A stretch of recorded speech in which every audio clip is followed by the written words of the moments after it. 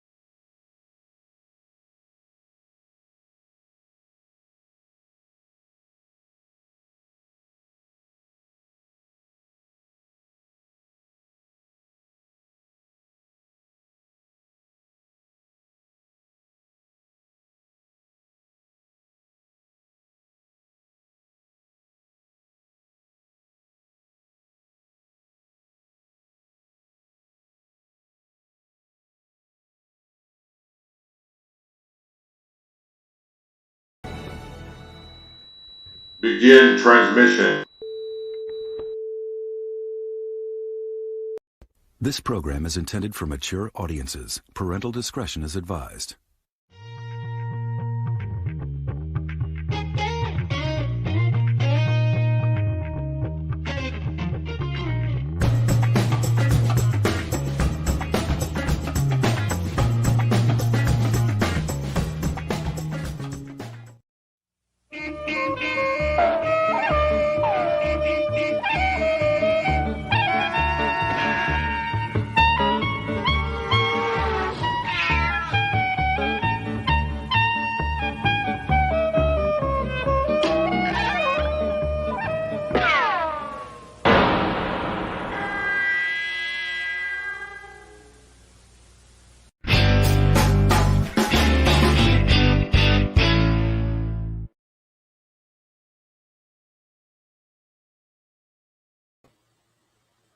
Hello, how's everybody doing? Bill here from Weird Fantastic Toy Adventures for another Sunday Hangout, and we did it. With your help, we got 500 subscribers, a little over 500 right now. Hopefully next week we're going to get that community tab going. I've got a special guest waiting down below. I'm going to bring him in, and we're going to get this show started. Let me do this one, and let me get down here and do that, and we're going to bring in Jon from Super Awesome Geek Show. Hey, How's it going? It's good to see you, man. Tell me what's been going on over at the Super Awesome Geek Show here lately. I know I come in usually on Sunday mornings, but I don't get to see some of the rest of the shows because of work schedules and such. Yeah. Sunday mornings, I've been doing what I call my early morning vintage. I started about 7 a.m. Eastern time. That kind of started, it's an unusual time for those of us in the United States, but it's one of those things where I wake up on Sunday, I go for my walk, I have my breakfast, and then I just kind of chill out. And I've been spending a couple hours going through my vintage toy collection. Mm-hmm. And the first few that we did were on like Mask and on like Air Raiders or going through Dino Riders, stuff like that. And when I got to Star Wars, I have this cabinet that I built that I put up in the living room. And I wanted to put all my figures in a cabinet and put them all together, you know, and so I have to sort through them all. So I started doing that on Sunday morning, sorting through the figures, and it's been quite a hit. People enjoy looking at them all. Because a number of the figures I've got 5, 10, I mean, like, you know, these are all Luke X-Wing pilots. You know what I mean? Like, wow. And so there's those are all different variations of the figure. Well, no, these happen to be all about the same. I think I have 2 variants of the figure, but you know, I've got multiples of all these figures, and in some cases, like Chewbacca, I think I had like 12 or 15 Chewbaccas, and we found like 4 different variants in that pile. You know, so it's a lot of just going through, learning what all the variants are, checking out which ones came from, because you can tell which ones came from Spain, which came from the UK, what came from China or Japan, what came from Mexico. You know, there's differences in the figures if they came from different areas of the world. And you can and we're learning to tell the difference between all these things, you know. Wow. And it's not just that they have different date stamps. Some of them have completely different molds. The head will be a totally different shape. The arms will be different. The paint will be totally different. So it's like there's what are you using for reference to know that the difference between all these different figures in your collection?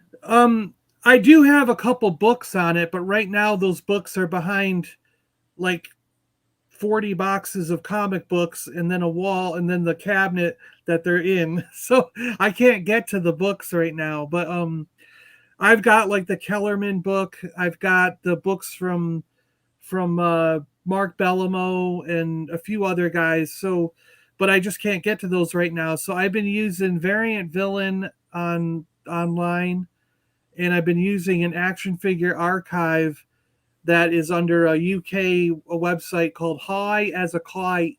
It's HIGH as a KOIT.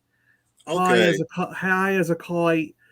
And .UK or whatever. So I've been using that website, and he's got a good Star Wars archive on there.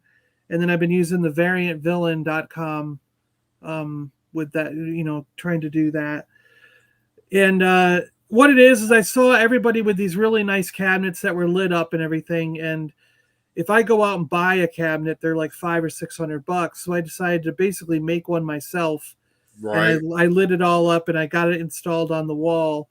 And I've been just putting the figures in there as we go along every week. But then Wednesday nights I do a comic book stream, probably two Wednesdays a month, so almost every other week.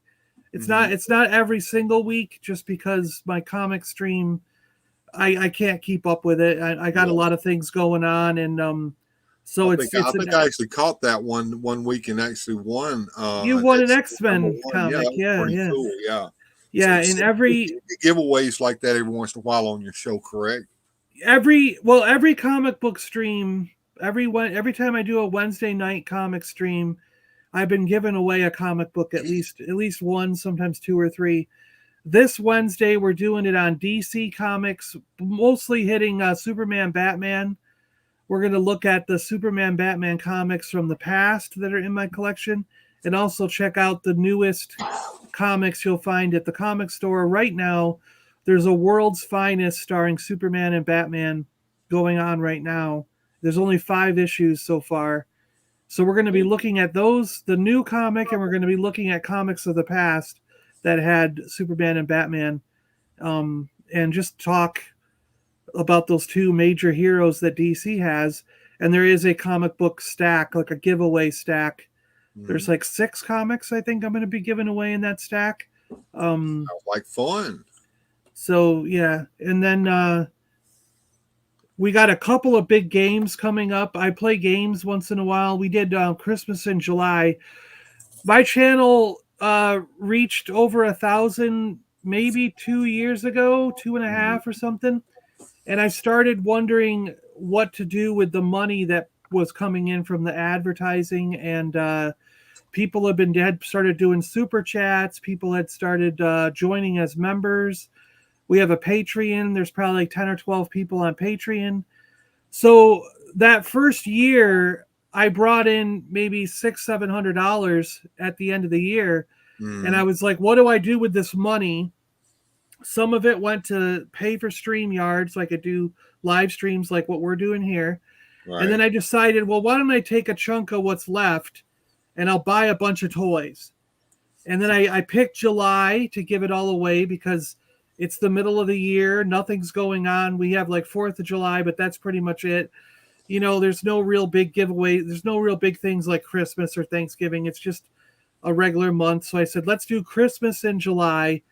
And every July I've been giving stuff away. And we play games on the show, have guests on as live stream guests, and give away these things. And I continued it the second year, and I've continued it now this year. And this year's budget, it was up to around $600 worth of stuff to give away. And there was 12 prize packages. So every single week in July, we had our special guests on, gave stuff away. And then we did. We tried to work something out with you, but it didn't work out. But that's okay. Next year you can be on, Bill. Yeah. And, well, I had told you I was going to come on, but I had a commitment with Jim. And we ended up going far over. So I sent my apologies on that one. And it's no problem at all. Like I said, we'll make sure it works out for next year when we do it. Yeah, but we'll do that. Let me do a shout out real quick to the folks that have showed up today. We got Jim Largo in the house. Good to see you there, buddy. Hey, Jim. We got Motu Joneser in the house. Good to have you coming in there, cool. Motu Joneser. Motu Joneser's got an excellent channel. If you haven't had a chance to catch that, very based. I love Motu Joneser. So anybody out there that's not subscribed to Motu Joneser, you need to go out there and subscribe to him now. And if I've got any wrenches in my chat right now, if y'all would put links up to Motu Joneser's page. Grindhead Jim is in the house. Good to see you, Grindhead Jim. Now, up at the top on a pinned comment, the StreamYard link is there. If any of you guys want to pop in, I'll be more than happy to put you on the show. I see who else is showing up. Boba Hicks, good to see you. I was talking with you last night. Good to meet you last night. Glad to see you on the show. Masters, Maniac, Mexico. Our buddy Rollo is here in the house. Rollo says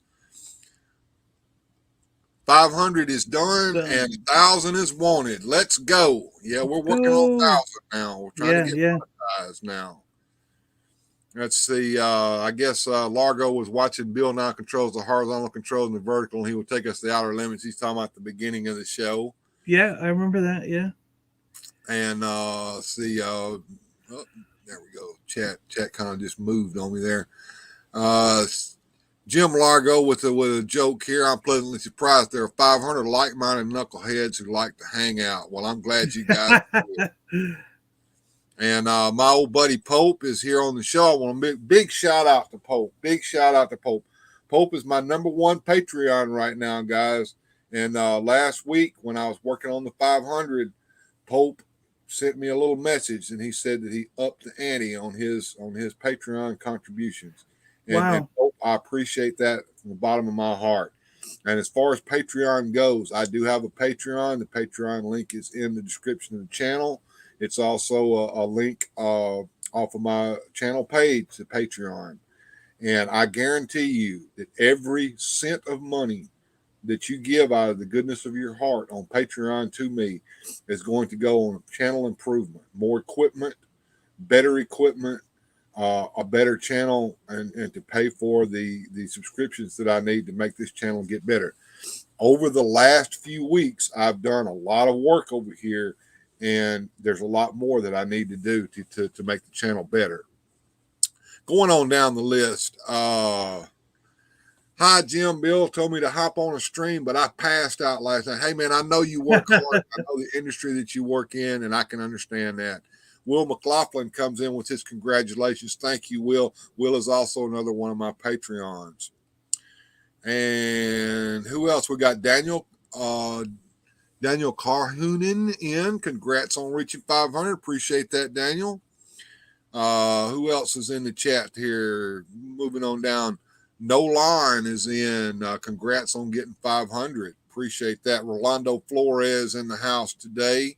Hey, Rolando. Good to see you, man. I saw you a little earlier. I think it was on the Super Awesome Geek Show this morning. Yeah.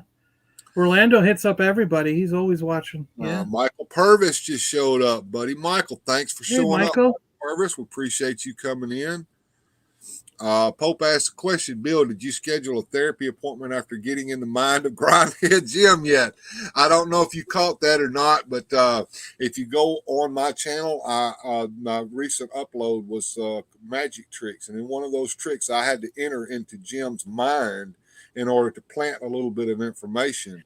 And yes, it was a scary place in there, Pope, but I minded my business. I did what I had to do, and I got out quickly.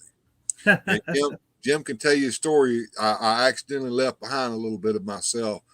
I actually wake up really, really early in the morning, and Jim does not. But the next day, he woke up about the same time I did.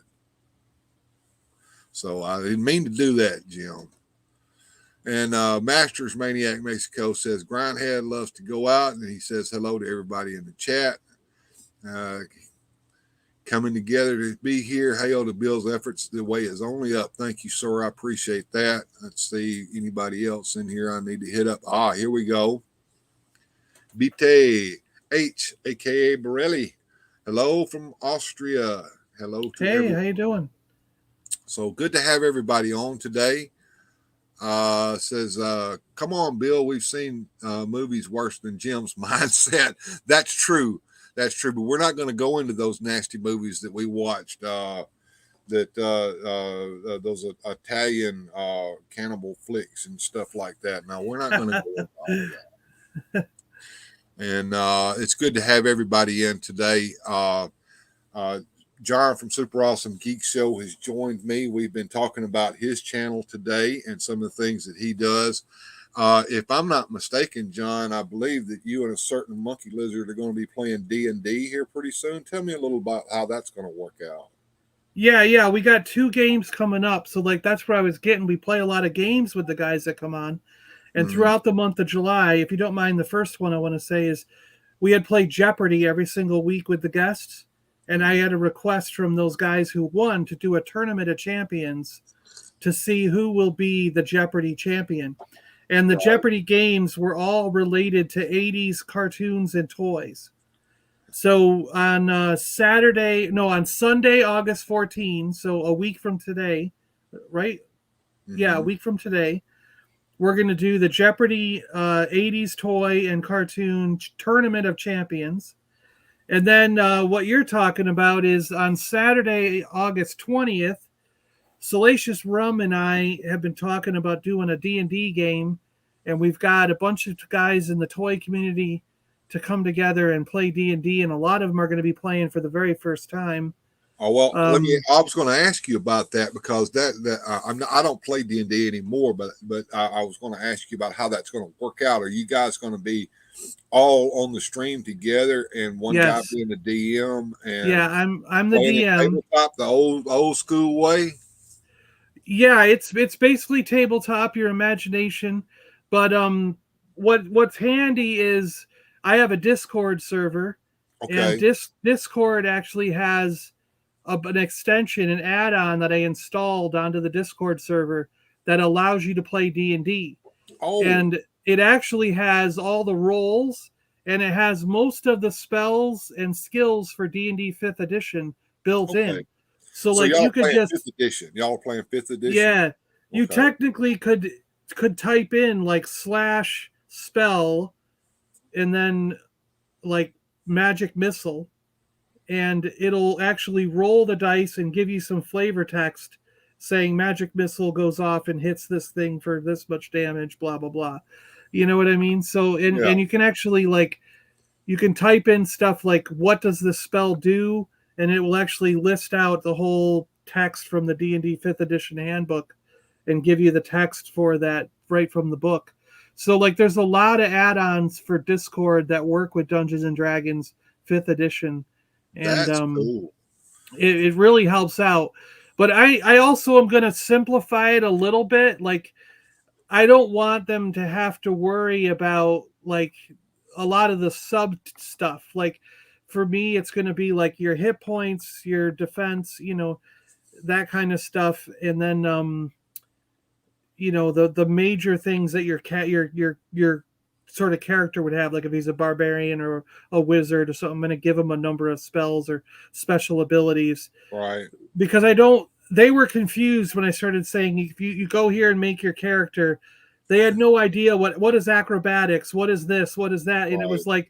it was overwhelming them. So I was like, I'm not going to give them that list of 20 skills that you can pick from and make them have to decide backgrounds to their character and all these other, because there's all these attributes you can give based on Well, where you yeah. come from, your background, yeah. We used to play it the old school way because I did first edition and second edition is all I Yeah. ever played of Advanced Dungeons and Dragons. So you And had it even more complicated because back then Thaco was a thing. Yeah. once you understand what to hit armor class 0 means, you Yeah. don't need a table anymore. Yeah. And that's and I know a lot of the new school gamers hate Thaco, but when I finally understood what Thaco meant, I'm like, oh, it's like a light bulb went off. Yeah. You can throw all those tables away at that point because once you know what it takes to hit armor class 0, all you got to do is add and subtract. Yeah. Depending on what the armor class is. Of But course, it's confusing for new players. You know what I mean? Yeah. Well, the thing about it was one of the first things about old school D&D that people get confused about is the fact that the better your armor class, the lower it is. In a sense, yeah. So that's confusing because they would think, I should have the higher my armor class is, I should have more armor. No, then it goes negative. So when you go below 0 armor class, you're getting into magical armor at that point. There you go. Yeah. Chat's just going crazy over here. Pope says that's awesome. Will McLaughlin said he subscribed to your channel after your last appearance on the show. So yeah, you got thanks, a subscriber from just being on my show. Yeah, and I'm just little small potatoes over here. It's now reaching 500. How long did it take you to get to 500, John? Well, it was quite a lot because so what happened is I think we started doing a podcast in like 2014, I think it was. And that was the original Super Awesome Geek Show. Yeah, and it was you and several other people were doing that, correct? Yeah, there was 5 of us that were doing it, and we basically, the podcast was us interviewing and talking to mostly comic book related guys, and occasionally we'd get a voice actor or someone if I met them at a convention and they agreed to come on. Mm-hmm. And then that kind of, through the time, like, people couldn't commit to a long-term thing. So eventually the group, some of them went away. We got a few others to fill in. That group stayed together for a little while. Then they dispersed, and it was like, so I needed something to do. So somewhere in like 2015, I kind of moved a lot of things over to YouTube and started showing off toys and things. And it really took a long time. I mean, it was probably 4 or 5 years before it hit 500. So when you started your YouTube channel, you immediately started out Super Awesome Geek Show, and you were just putting out videos and just trying to get those numbers. And you said it took you about 4 or 5 years to get to 500, correct? Yeah, it took a long time. Then it shot up from there quickly, is what you were telling me earlier in the green room, right? Yeah, it went from 500 to 1,000 in just a couple months. Wow. But at the same time, we were starting to go into lockdown. Mm-hmm. So it very well could have had a lot to do with the lockdown. Everybody was at home. Yeah. The lockdowns were on, and they didn't have anything better to do except hit YouTube and start watching all kinds of toy channels. Yeah. I actually had to work through the lockdowns. At the time, I was working at a cellular phone company, and we were essential employees, so we didn't get to stay home much. I think maybe a week or two, and we were back at work. I worked about a year into it, and then I worked for Lego, and then Lego said, let's all take off for a couple months and come back. So they paid us for about 2 months without working, and then they said let's reassess in a couple months, and they put us all on the unemployment thing, and we got that bonus from the government for the unemployment. And then we came back, like it was almost 6 months before we came back, and then they all said, okay, let's come back to work because it's starting to let up and we feel comfortable going back into stores and setting up displays and doing things. So we all came back, and then the unfortunate thing is they still haven't let me fly. And when I started working for Lego, I work for corporate. I'm a brand merchandiser. Okay. So what I would do is I would go out to an event, and I would basically build like the giant Lego we're going to put on display. So let's say a giant 6 foot tall Boba That's Fett. a badass job building Lego for a living. Yeah. So I would with Legos, and you get paid to do it. Yeah. So I'd build like a 6 foot Boba Fett, stand him up in the thing. We'd have a little booth, and I would be one of the guys talking to you at that booth about the brand product and what's coming out new, all the new boxes that were showing off and things like that. So I would go to like, San Diego, New York Comic-Con, Chicago, Emerald City, Comic-Con in Seattle, like all these things, all the biggest events, Star Wars Celebration, and I'd get paid to go. They would pay for everything. They put me up in a suite, I'd get a big room, and all this stuff.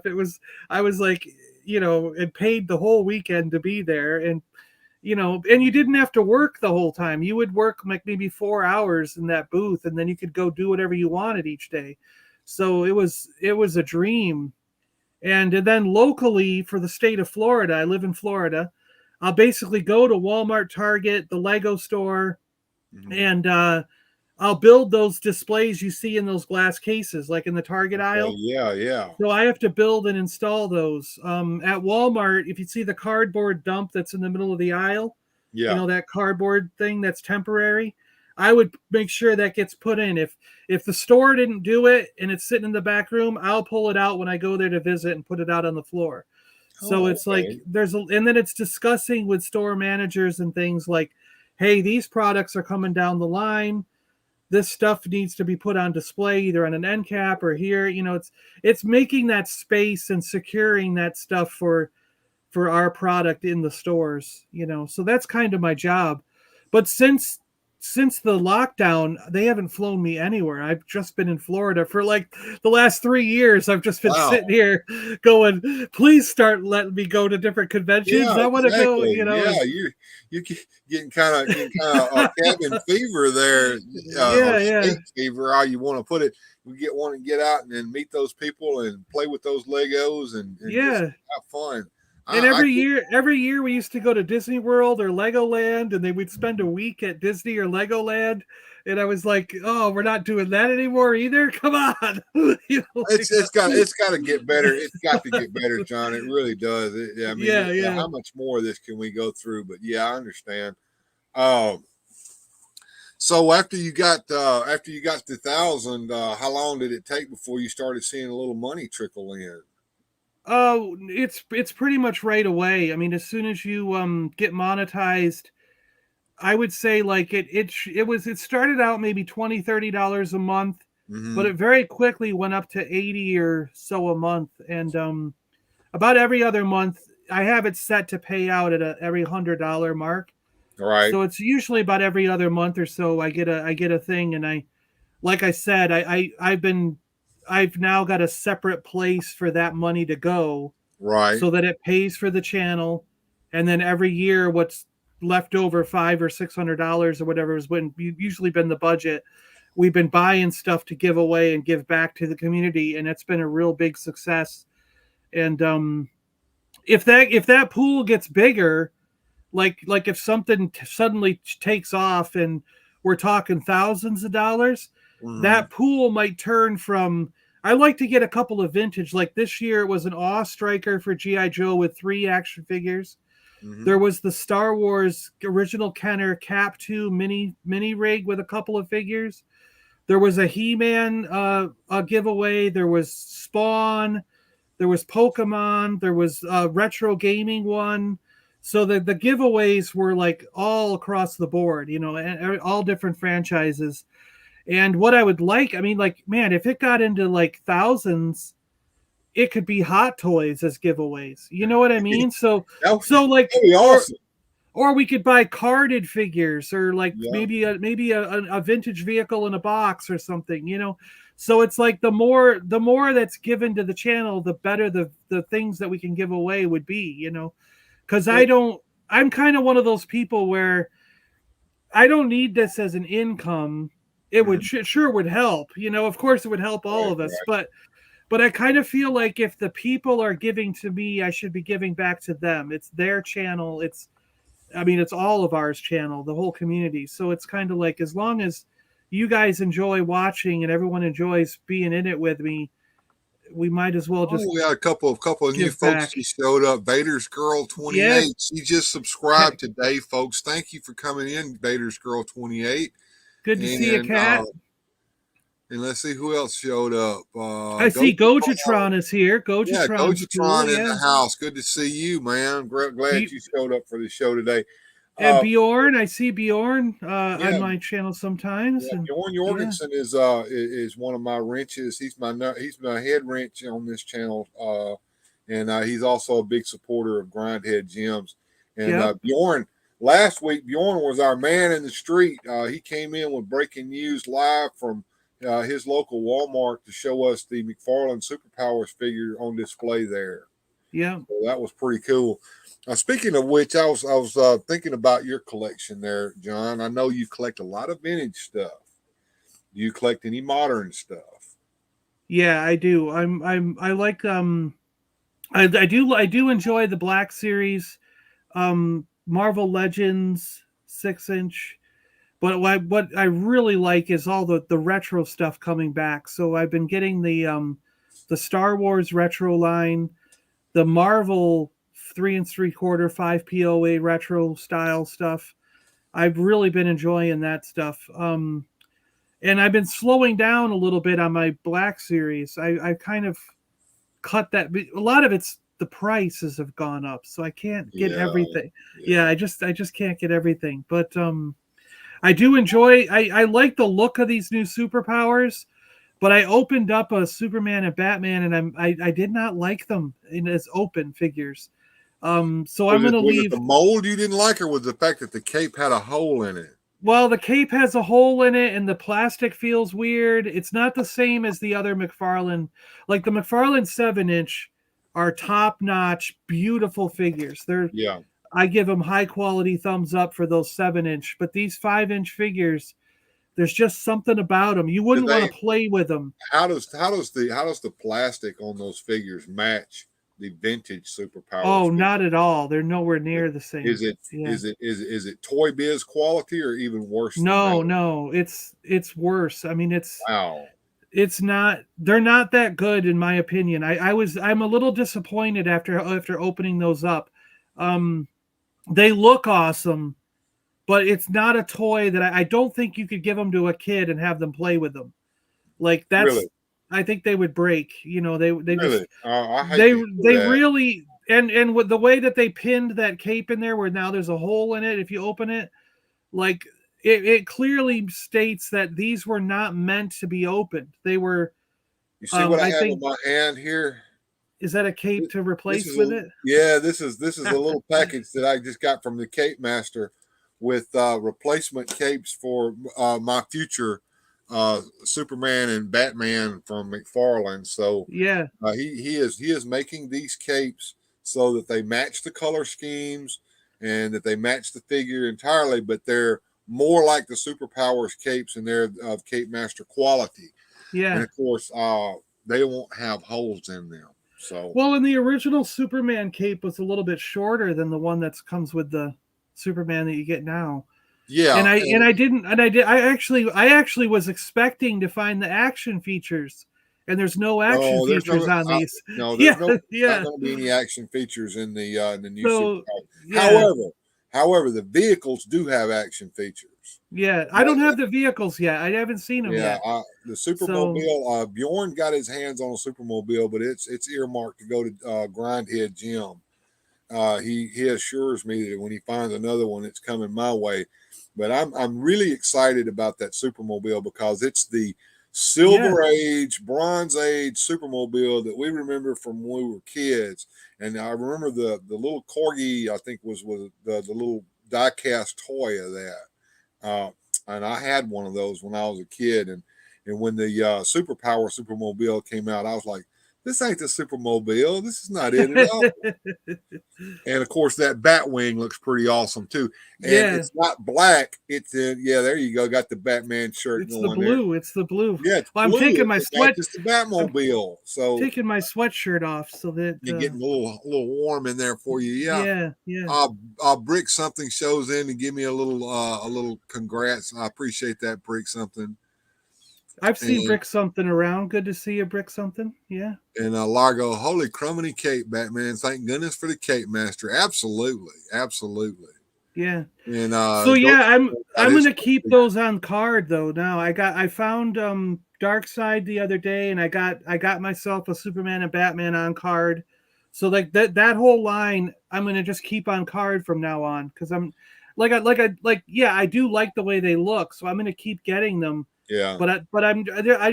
I thought originally I could open one each and have them all on display. Right. But as an open figure, they disappointed me a little bit. So, but I love them on card and I love the way they look. So I almost think that was his intention. I think McFarlane was like, might have been.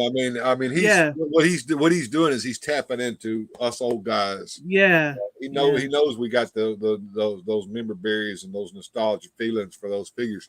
Let me tell you a story because I just saw one of the guys in chat. I think it was Gojitron, said that he got his hands on the new Superpowers Green Lantern figure, which is Jon Stewart, and the costume that character is wearing is the costume that he wore in Green Lantern Mosaic, which made me think of an interesting story. And I don't know if I've told you this before, but around 1989, 1990, 1991, up in that period of time, I lived in Huntsville, Alabama. And I used to hang out at the comic shop there. That's the name of the place, the comic shop. It was run by a fellow by the name of Bill Cooper. And his head man in the shop was Eric Von Eschen. And me and Eric were close, real good friends. And there was a kid that used to come in there. I call him a kid because he was a little younger than I was at the time. But there was this kid that used to come in there and hang out with us. And this guy was a beautiful artist. And Cooper even had a framed picture that he had drawn of Superman in the rain, with the rain dripping off of him and everything. And this guy had long red hair that went all the way down his back. Beautiful long red hair. And he used to tell these awesome stories and tell jokes and just hang out with us. And we just chat about comic books. And then at some point or another, he stopped coming in because he had met some guys from Atlanta, Georgia that were starting up a studio called Gaijin Studios. And he started going over there a lot to be with them. And then he came in and he told us that he had a break. He was getting, he was going to be working for DC Comics, and he was going to be drawing a comic book called Green Lantern Mosaic. His name was Cully Hamner. Huh. Wow. So Cully Hamner was someone that I knew, and I didn't even know that he was going to get big like he did. But he did that graphic novel called Red, and I think they actually made a movie about it. So Cully's in the big time. And I remember him when he just got started and right before. So that's my little brush with fame, I guess, and a little story from a long time ago. I think I might have shared that one time with Grindhead Jim at some point or another. I can remember my not similar, but I mean sort of story like this. Mm-hmm. I worked at a comic book store when I was just like, it was probably 11th, 12th grade of high school, Right. And I stayed there until 94, my first couple of years of college. I probably worked there for about 4 years. And I went to a show with him, like a comic book convention with my boss, the guy who owned the comic stores. At the time, he went up to where he owned like 5 or 6 stores in New York, and then so we were basically at this show. He gave me a stack of comics, and he said, Yes, "Go over to yes, that." Vader's girl. Hold on. Yes, Vader's girl. The red I'm talking about is the Bruce Willis movie. It's based upon a graphic novel, and that graphic novel was done by a fellow by the name of Cully Hamner. Yep. Yeah, that was the they were retired something dead, right? It was they were yeah. What was the E? I can't remember what the E stood for. I don't know. I never read the novel. And I actually never saw the movie, but I do remember it was done by Cully because I actually am still Facebook friends with him, although we don't chat or talk or anything. Yeah, the movie wasn't bad. But yeah, my boss gave me this stack of comics, and he's like, "Go over to that little card table." There was literally, it was a little card table, square thing, and this little guy sitting there, all thin. His hair is all black and scraggly and all crazy.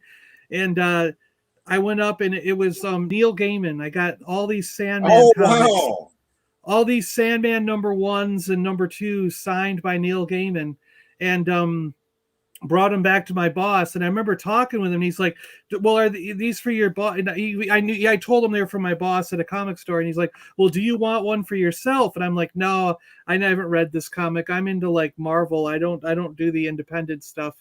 I'm not into this kind of stuff." And then to this day, I'm like, "You stupid idiot!" Like, what? Because I'm like, imagine having a Sandman #1 signed by Neil Gaiman. Well, yeah, I got into Sandman, about back in the day, but I never bought the comic book itself. But I waited until those graphic novels came out that collected them all. And I got those on the shelf over here.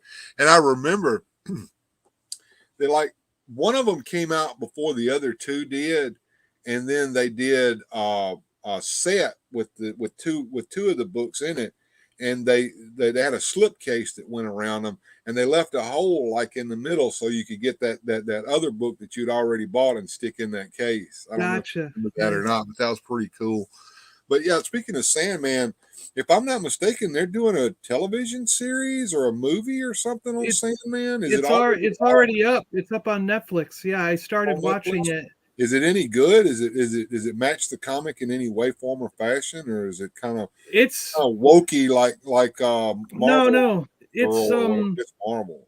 It's actually pretty good, and from what I remember, I mean, it's been so many years since I actually read it, but from what I remember, it seems pretty close. At least the characters are all there, like Destiny. They talk about Destiny and death, and so it's like I think they have to do a slightly different story because that doesn't translate. They don't always translate well to the live screen the way that they work. Well, there's a couple elements in there that, especially with the superheroes and all that probably wouldn't go over too well with that TV series. World Made of Cardboard just showed up. Let me shout him out real quick, and if one of you wrenches that are out there would put a link up to World Made of Cardboard. If you're into paper crafting and making paper crafts that go with your action figures, this is the man to go to. He's got an alien landscape paper craft that's modular. And if you print that, he's got the link to print that out, and he shows you how to make it and how to play with it and how to use it. That is an absolute wonderful thing. And I'm glad you showed up there, World Made of Cardboard. I'm glad you showed up. Yeah. Let's see who else we got in here. Bjorn's asking what Sandman. It's not the DC. We're talking. Well, this is DC Vertigo, but we're talking Neil Gaiman. I'm well aware of something. I'm well aware of how Gaiman is, and I read his comics from back in the day, but it wasn't nearly as bad as it is now, where they're shoving stuff down your throat. But yeah, I understand. Yeah. And who? Somebody was asking a question. I'm sorry. Oh, Bjorn was asking what Sandman we talking about, and because I know there are 2 different Sandmen for the DC we're talking universe. about Morpheus Dreams. Yeah, it was done by Neil Gaiman back in the day, and it was an excellent comic series, and it was really, really deep. And I learned lots of new words, and I learned I had to go get the dictionary to find out what a Bezor was, and all kinds of things like that. So yeah. Well, I met one of my favorite characters. I love Death, the character of Death in his universe, and that is, I have the Funko Pop, and I've got all the comics. It's like Speaking I of love Death, that Death was character. very, very popular when she showed up in the Sandman series. Yeah. Have we seen her yet in the new television series? I don't know because I'm not done with it, but they do mention her. They mention Destiny. They mention the whole family. They basically mentioned everybody in like the first episode. So even Destiny was one of them. He's the one that stands at the end of the universe with the book in his hand. It's been in DC Comics forever. Yeah, I like the way Gaiman incorporated a lot of that. The House of Mystery and the House of Secrets ended up being part of the dreamscape that Morpheus lived in. Well, we've talked a little bit, John. I told everybody it was a party today, and I don't know if you want to stick around or not, but I'd love to have you stay. I'm going to show a little video clip here in just a minute of me performing some magic, and I did this on the first benefit live stream that Jim and I did for Rolo. So I kind of recut this together, and I thought I would share this with folks. This is going to go up probably sometime this week, probably on Friday as a live premiere. But if you're here with me today, you get to watch it now. And this is a little story, and it's also a little magic involved in it. And let's all take a look. Hello, and welcome to Weird Fantastic Toy Adventures. Today I'm going to show some new magic. It was a little bit of magic that we showed on a recent stream for Grindhead Jim, and it's the story of a fellow by the name of Edwin Alonso Boyd. Let's think about Edwin Alonso Boyd for just a moment. He was an actual person. He was a bank robber who robbed banks in Toronto, Canada, many, many years ago, and he was locked up in a jail there called the Don. Let's take a look at the Don. The Don was an old jail in Toronto, Canada, very big and imposing building, and that's where Boyd, when he was captured, that's where he was put. So let's go now to the magic trick and check it out today on Weird Fantastic Toy Adventures.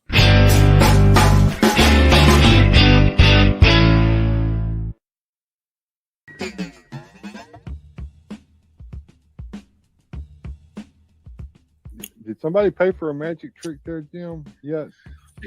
They sure did, brother. They sure did. Bring you over to the host thing and do your thing, brother. All right, folks. A long time ago, I had a member of my family who lived in Canada, and there's a jail up there called the Don, and he worked there, and he was telling me about someone that they had incarcerated there in the Don. His name was Edwin Alonso Boyd. You can look him up. He was a famous bank robber there in Canada. I think he robbed a record number of banks, maybe 12 or 15 banks before he was actually caught. And he was put in that downtown jail that's called the Don. It looks like a big fortress downtown. I don't know if it's still there or not, but this member of my family, he was a great uncle of mine. His name was Jesse. Worked there at the Don, and he was familiar with this guy, and he had a picture of him that he kept folded up in some pieces of paper, and I have that picture here of Edwin Alonso Boyd, and this picture was taken of him behind the bars. As you can see, they don't give them razors there in jail, so he's sporting a little bit of 5 o'clock shadow there. But anyway, he was locked away in the cell, and he had a cellmate named Lenny Jackson. Lenny Jackson, they called him One-Legged Lenny. Does anybody know why they would call him One-Legged Lenny? Jim, do you know why they would call him One-Legged Lenny Jackson? One-Legged, you know why? It's because he had only one leg, that's why. That's a good reason. That would be a pretty compelling reason to call him one-legged. Well, one-legged Lenny Jackson had this fake leg, and he could take it off, and inside that leg it was hollow, and inside the leg he kept a little piece of hacksaw blade. And every night when the lights went out, they would wait until everybody went to sleep, about 1 o'clock in the morning, and they would take a match, and they would light it, and they would put it right on top of the matchbox.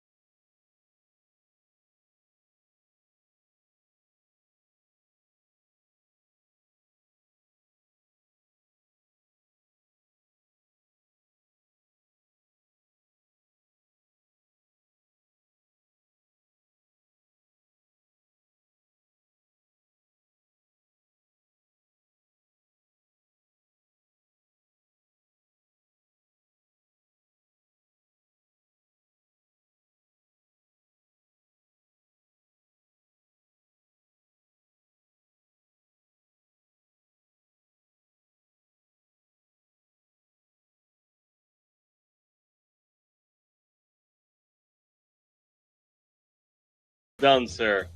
That's great, man. What do you think about that trick there, John?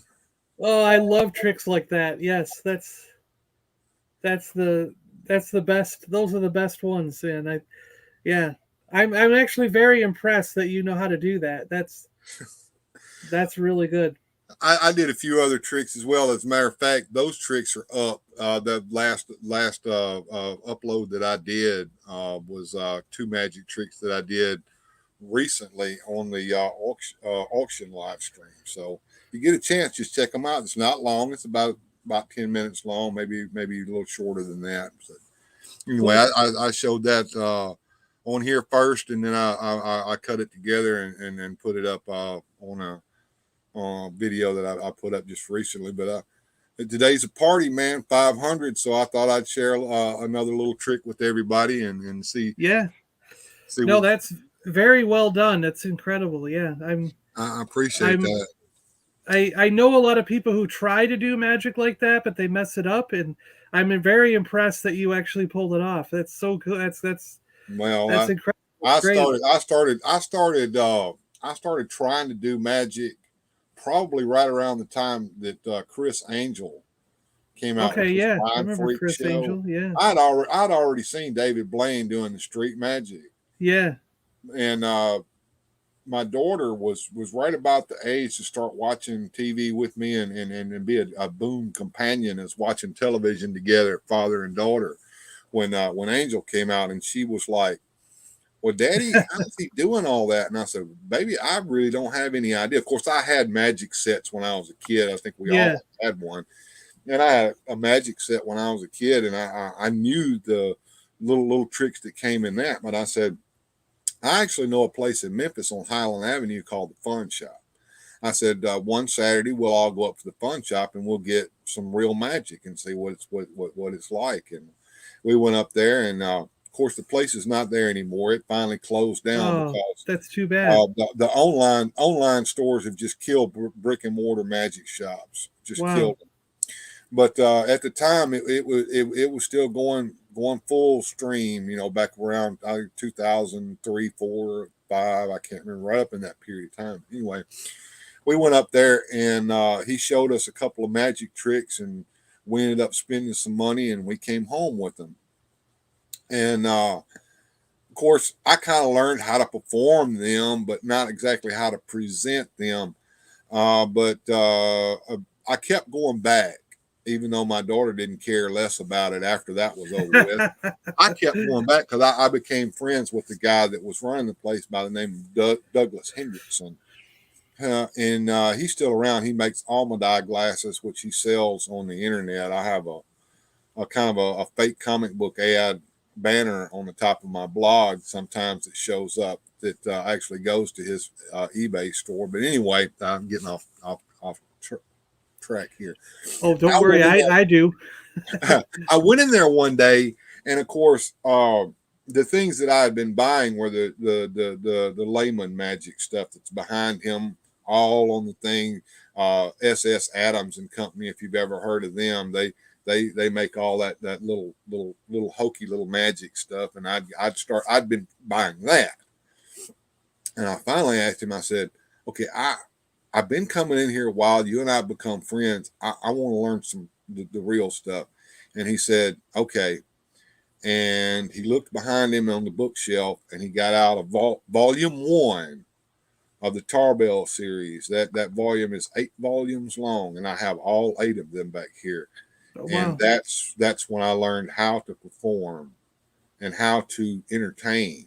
And I hope I'm good at it. I'm just the story was brilliant. Also, I like because that's what it is. That a lot of times is the story will mesmerize you, and even if you are staring at the object, the story is sort of drawing your attention. You get what I'm saying? Yeah, of course. And if you can present and talk the story good enough, you can sort of draw people's attention away from what's going on. Yeah, and that you did it very well, both in the story and the trick itself. So that's why I'm saying I'm pretty impressed with what you did there. Yeah. And of course, I'm just an amateur. I don't do this for a living, but I know a lot of professional magicians, and I've actually had one come on the show that's a very good friend of mine that I have apprenticed to over the years, and has, because what I was saying to the chat when he was in visiting was that you can have all the books in the world and all the teaching videos in the world, but you don't really truly know how to perform a trick till you go to a real magician and have him show you how it's done. Yeah. So it's just a fun little hobby, but I share it on this channel every once in a while. So those of you who are out there watching, that's something that you can look forward to. And if you haven't yet done so, right up here you can see subscribe written. If your subscribe button is red, you need to be down there hitting that subscribe button, because we're going for 1,000, baby. Yeah. And if you want to support this channel and you want to see more toy content, you want to see more guests come on the show, please do consider Patreon at this point, because if you will know that every dollar that you give out of the generosity of your heart will go into equipment, software, and improvement of this show. And when do memberships come unlocked? When does YouTube membership come in? I don't know. You have what, about two, maybe 3,000 subscribers, or is it more than that? Yeah, I'm over 3,000 now. But you don't have memberships yet. No, I do. But what I'm saying is memberships was newer. So when it came online, I already had the subscribers required for membership. So when they added membership, I just got it. Okay. So I don't know what the break. I haven't looked into that. I knew that you get the community tab at 500, which is what I've been gunning for, was that community tab, because that way I can post. Yeah. And I can say, hey, I'm doing this video, or I'm working on this, or I can do polls and ask questions, or I can post pictures of the collection to try to entice people in. Now, the other thing that I'm kind of upset about, but I'm going to have to get used to, I've done a couple of them so far, is they changed the algorithm here last week or week before last, and they're pushing shorts. Yeah. If we're not doing shorts, they say, we're not growing our channel. No, it does help. Joey at Padawan Collector was in the process of making a video when he reached 3,000 subscribers. He's a friend of mine. We used to do live streams together. until our schedules just got totally out of whack and we couldn't meet up anymore. So we only do it once in a while now. But he was breaking over that 3,000 mark and started doing shorts. And when he was posting the thanks for getting me to 3,000 video, he actually went over 10,000 because of the shorts. Oh. So within like a few days of hitting 3,000, he hit 10,000 because he started doing shorts. And I'll tell you, I put up 2 or 3 shorts now, and one of them has got over 2,000 views in just a day or two. Well, it was like, so think about that. You gain things from it, but you don't gain viewing hours from it. No. And there's no monetization on there, which, like I said, I'm not one who cares too much about the monetization thing, but it really, all the shorts do is they help you grow the channel, and they're quick and easy to do. So, but YouTube is pushing shorts because they want to compete with TikTok. I knew that they want to be TikTok. And Instagram Reels, on Instagram, there's a thing called Reels, and those are short videos. Mm-hmm. So basically YouTube is going, the competition has all these short videos, so we need to push our shorts to sort of keep up with it. I've always enjoyed the long form videos, and I guess I'm a boomer, although I think I'm more Gen X than a boomer, but that's what the kids call anybody that's older than they are. Yeah. Boomer. I like to watch my YouTube on my television in the living room while I'm sitting in my chair.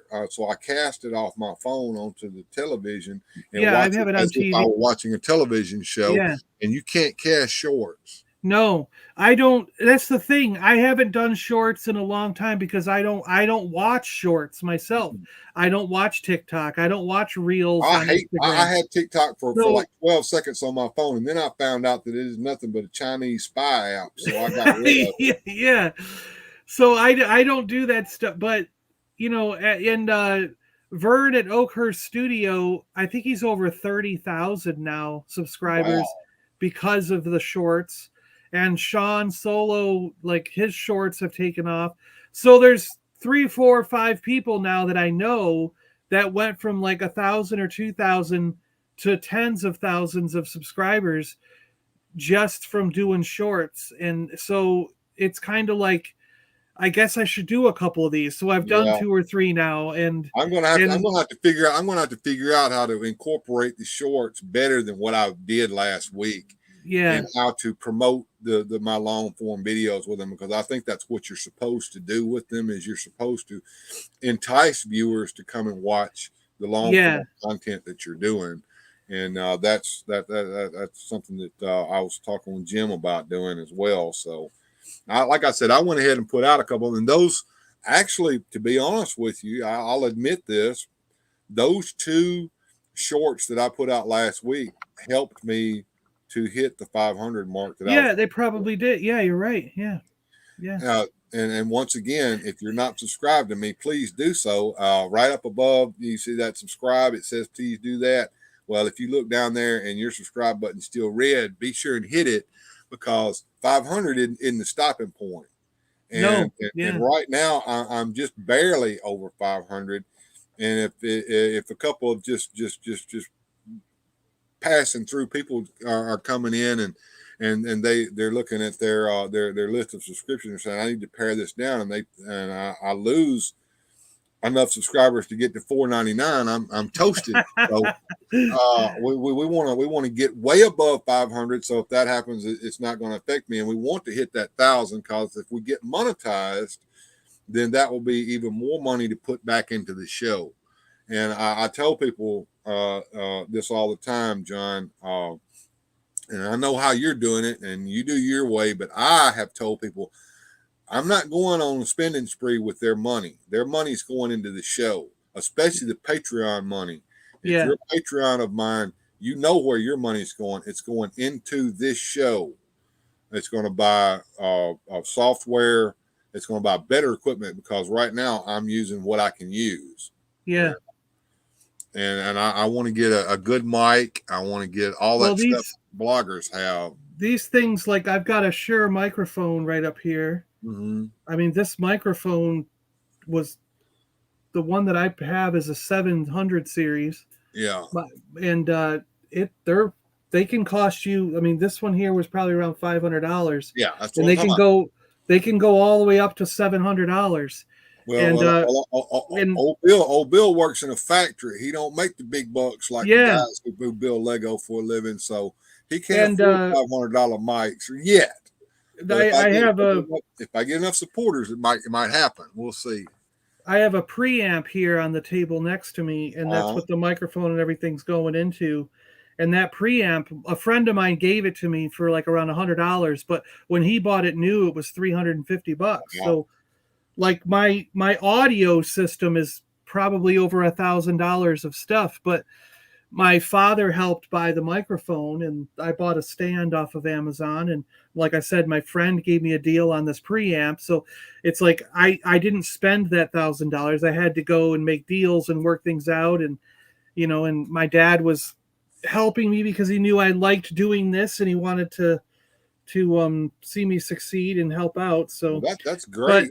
It's like he's one of your supporters, but exactly, yeah, and he's on Patreon. He pays every month to do to Patreon. So, but so cool. But it is so like if you don't have that stuff, that's the kind of stuff that you want to get, and these actually help out a lot too. Having a nice set of headphones. I've got a set of headphones that I used occasionally when I first started out. These are Walgreens special $15 headphones. I probably need some of those nice. Yeah, these are around $100 headphones that really.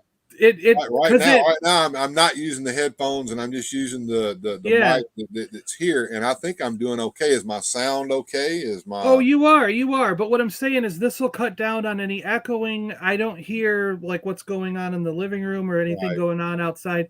So it's like all my focus is on this. Well, and a lot of this was from the podcasting, and it's just carried over to the YouTube, because the podcasting, you want the best sound and the best stuff you can kind of get at. And so it kind of carried over to using it for YouTube, because why not? I had the equipment, you got to use it, Right. But, so it's like, if you get enough through your member support and Patreon, that's the kind of stuff I recommend doing, getting a good microphone, getting a good headset, and that's what you're talking about. You know what I mean? Mm-hmm. It'll go to upgrade the channel. And I think that's brilliant. I'm going to have to invest in some better lighting than what I've got too. These ring lights are just I think you look fine. I don't think the lighting's bad.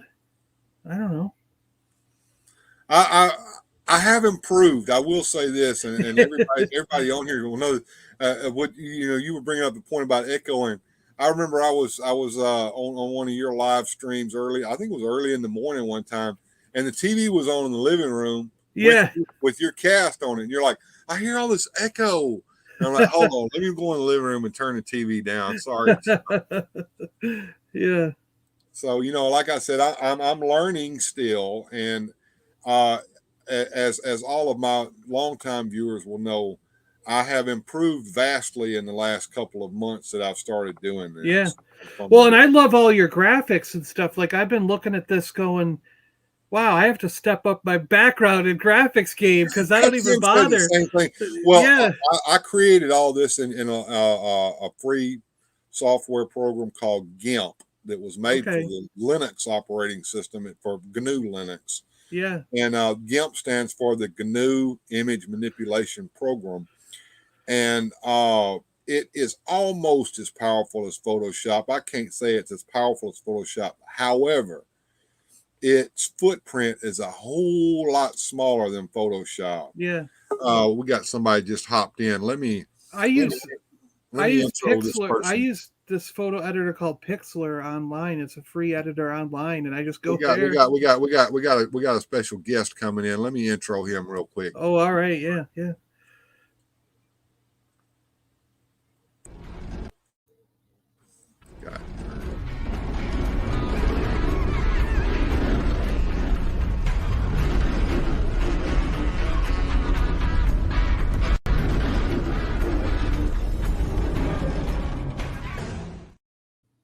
Woohoo! Afternoon, folks. What's Hello, going on Jim. there, Grindhead Jim? Good to see you in, man. It's good to be here. I just wanted to hop in and, wish you a happy 500 and many more hundreds to go. You deserve every shred of success you've gotten here. And I'm glad that everyone is here to celebrate and support and, just be a cohesive community around you because you deserve all of that and more. So I just wanted to pop in for just a few moments to say thank you for all you do. Thank you for your brotherhood. And I wish you nothing but more and more of the success moving forward. And Jim, I want to thank you for all the help that you've given me over these last few weeks. It's been instrumental in getting me to the point that I'm at now. And of course, I'm nowhere near where I need to be, but I'm on my way. And all thanks to you, Jim. Well, the thing is, I can offer all the advice in the world, but if you don't put in the effort, which you clearly do, this is something. This is about you and what you should be celebrating. If I'm any help at all, it's a pleasure. But you've really put in the work, and it shows. And can't wait to see what's next, brother. Oh, by the way, Jim, before you leave, you know what we were talking about the last time, and I had my dear wife in here, Paula, with me. Mm-hmm. We did that this morning. Oh yeah. We got that piece of crap old computer desk out of here, and we got the replacement desk in place. And we have rearranged somewhat in the room to give me a little more room in here so that when I get ready to start going through this stuff, it'll be a whole lot easier. So thanks for that little butt kick that you gave me.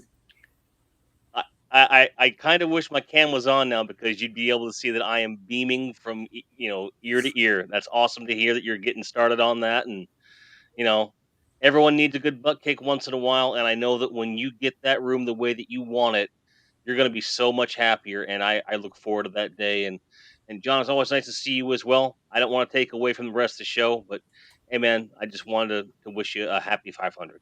Thank you for coming on, Jim. I appreciate that. You can hang out, dude. I like talking to Grindhead Jim. I've been on camera for one thing or another for every day for the last 7 days. I'm gonna duck out. But you guys have a great show. All right, thanks, Jim. I'm glad you showed up. Good to see you. Yeah, I like what Brick Something's saying here. You know what I mean? Like I was saying, your lighting sounds good. Your lighting looks good. You sound good. And it is truly all about the content that you bring out. I like his comment here. This is a very and yeah, it can be as punk rock as you want, DIY, like he's saying. It's just like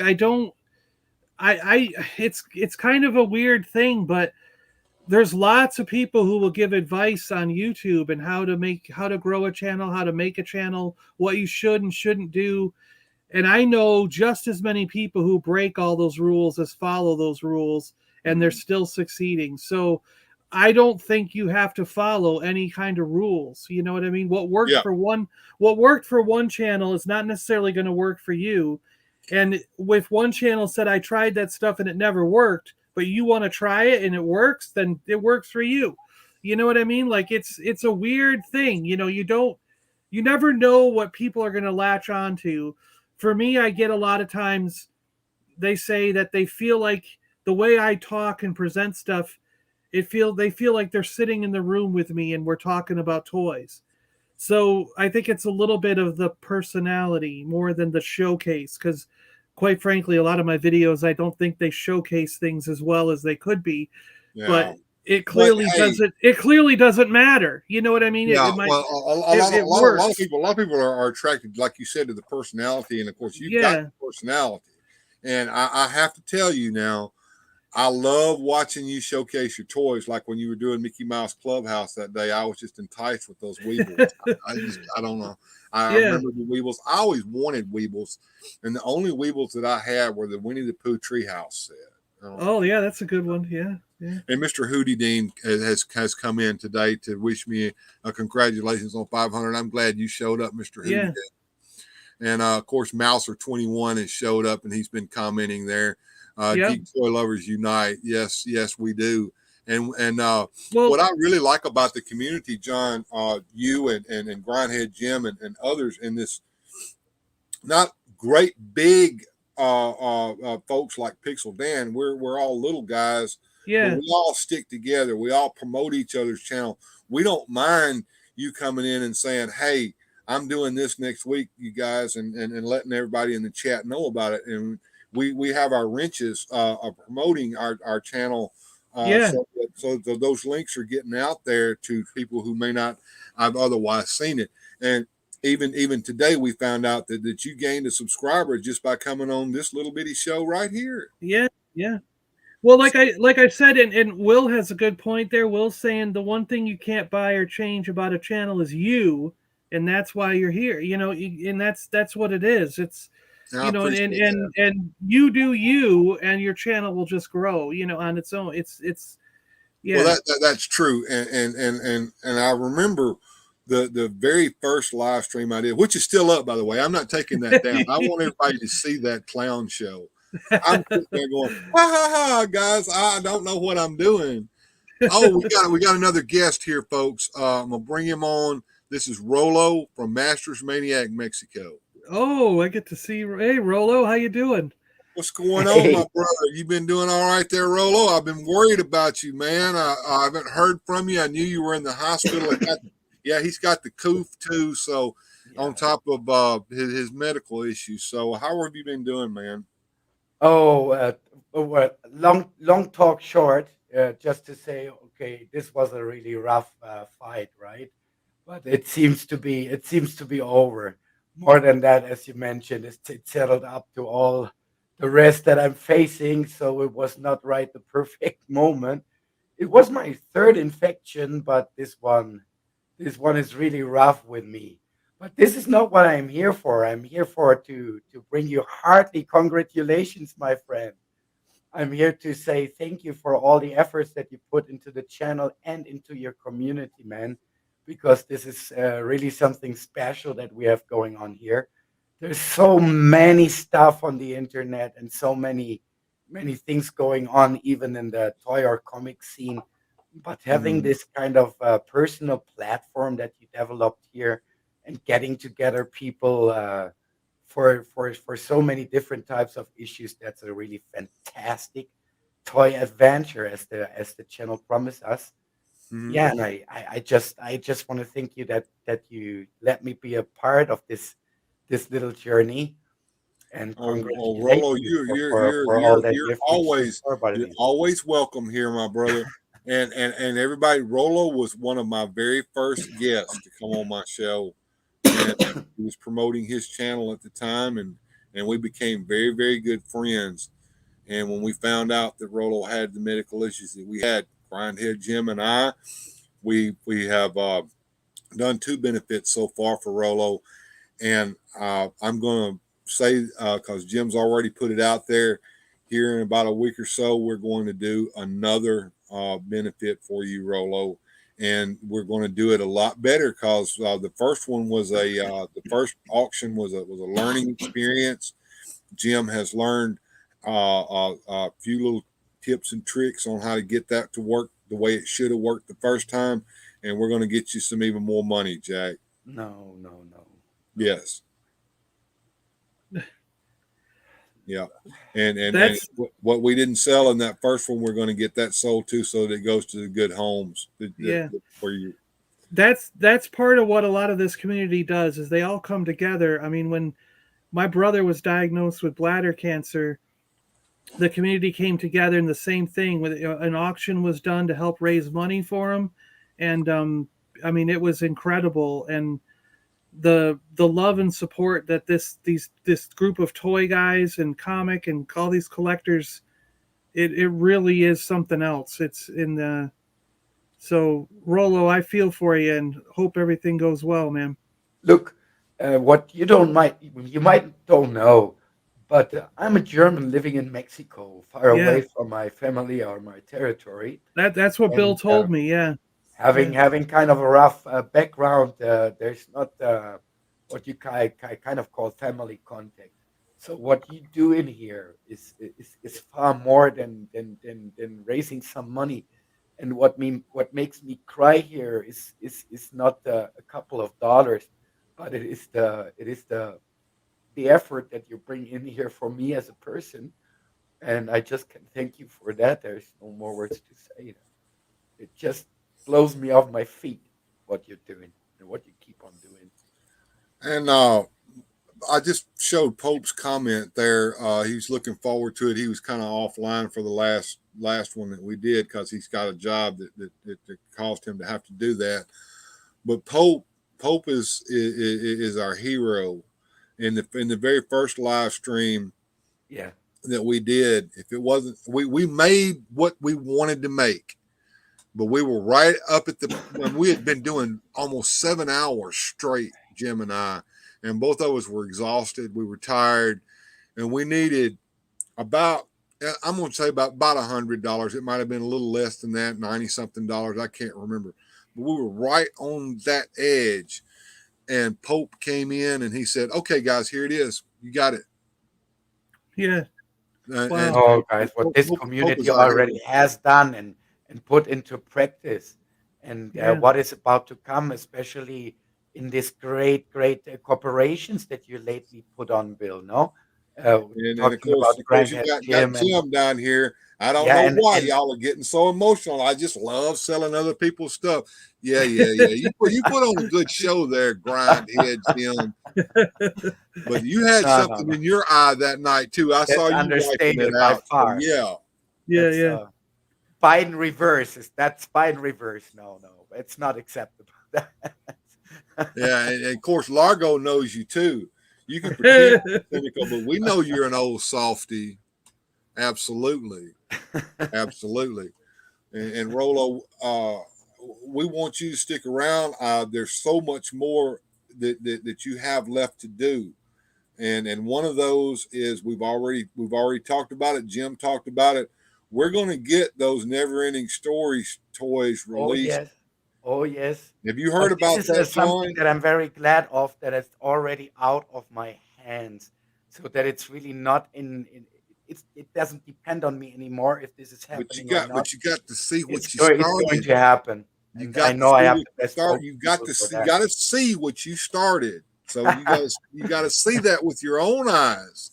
And yes, for the first time ever, there will be action figures and toys from the Never-Ending Story movie, and they're going to be made in Mexico, but we're going to get them released here in the United States. And Yeah. Cool. Grindhead Jim and Masters Maniac Mexico Rolo are the instigators of all of that. I'm glad to say I'm out. I made the connection, so Grindhead Jim is the official Northern American director, and we have our spokesman Bill sitting right here. So I'm I'm out. I realized these types of projects within the last years here in the Mexican toy community, basically to work on my own love for toys and to help a couple of people here, great talents that have yeah that dominating an art, creating toys by hand that is slightly dying out, and on the other hand to supply my Mexican neighborhood people here, the kids around here, with sufficient toys, because living in a Mexican barrio is not always that easy. And I used to have some good years before all the cancer came into me, and that was my way to share it with them on a wider range. So we made a lot of toys for them the last years. But this is the first licensed project, official licensed project that we got on coming, and I'm happy whatever comes that I was able to put this into the pipeline and to pass it over to people that are as enthusiastic, if not more, about this project and the upcoming things. Because what I said to Grindhead Jim, what I have literally given to you, and he's he realized that after speaking with Marcus now and making the things a little bit more real and put it into a real process and real terms. Um, what we have given you is, or what we are going to give you is a toy factory right? So you are Yeah. Well, we you don't need to have the go into all the details of that chocolate just yet. But yeah, factory is open up again, I'm well aware. and you guys are Marcus is crazy a enough to wonderful do guy. something with it. So Yeah, Marcus is a wonderful guy, and I enjoyed talking with him the day that we were able to chat with him on a live stream. So yeah, and Rolo, you take good care of yourself, man. And I know it's hard to stay up, and I know it's hard to do what you are doing right now. yeah, So but I I want wanted to be here at least for some minutes. Thank you yes, for giving me that minutes. Big anytime, hugs to you, brother, my anytime. brother Bill. Every time you pop in that green room, you get on my show. You understand that? Every time you come. And nice to meet you too, my buddy. I hope, Yeah. well, I subscribed in the meantime to your channel, so I hope to see you soon more frequently. Well, my channel is more or less on ice for the abilities that I have, but once in a while I still publish something. And you also can see a lot of, toy modification going on there, Yeah, Cool. handmaking. Good. go back and watch some of his streams now. I no offense, they're hard to watch because you've got an international community there. So Rolo is speaking German, he's speaking French, he's speaking Spanish, and he's speaking English. Now he'll keep you up to date with what he's doing because he knows that he's got English speakers in the room. But he's sitting there talking all this, and you need to watch what he's doing and listen to what he's saying when he's speaking in English, because he's going to show you how to do things that'll blow your mind. Make your own glow in the dark paint. But Wow. I found it very difficult to make like a 7 hour stream, Yeah, three these times streams are in extremely different long. So languages. sometimes you have to move through it, a little bit. But I've sat in some of those streams, and what he's showing you how to do is just amazing. Wow. So, yes, sir. I'm hopping out. Love you Okay, all. Thanks you for take care, letting me Rolo, be here with you one more time. Bye, Good to guys. meet you. Good to meet you, Rolo. Bye, guys. bye bye. Wow. Yeah, wow. that's our buddy Rolo, and I'm telling you what, he has an amazing channel, and the content that he has there, I hope it stays there for perpetually, because I know a lot of people don't go back and watch the old stuff that people have done, but here we go, Grindhead Jim is going to show us. Yeah, there you go. There's I heard y'all were talking about some never-ending story toys. yes, Wow, we look at were. that. There's some of the prototypes right there, and these are going to get made. And Wow. We're working that's just on the prototype. we're This is currently, going to be even better.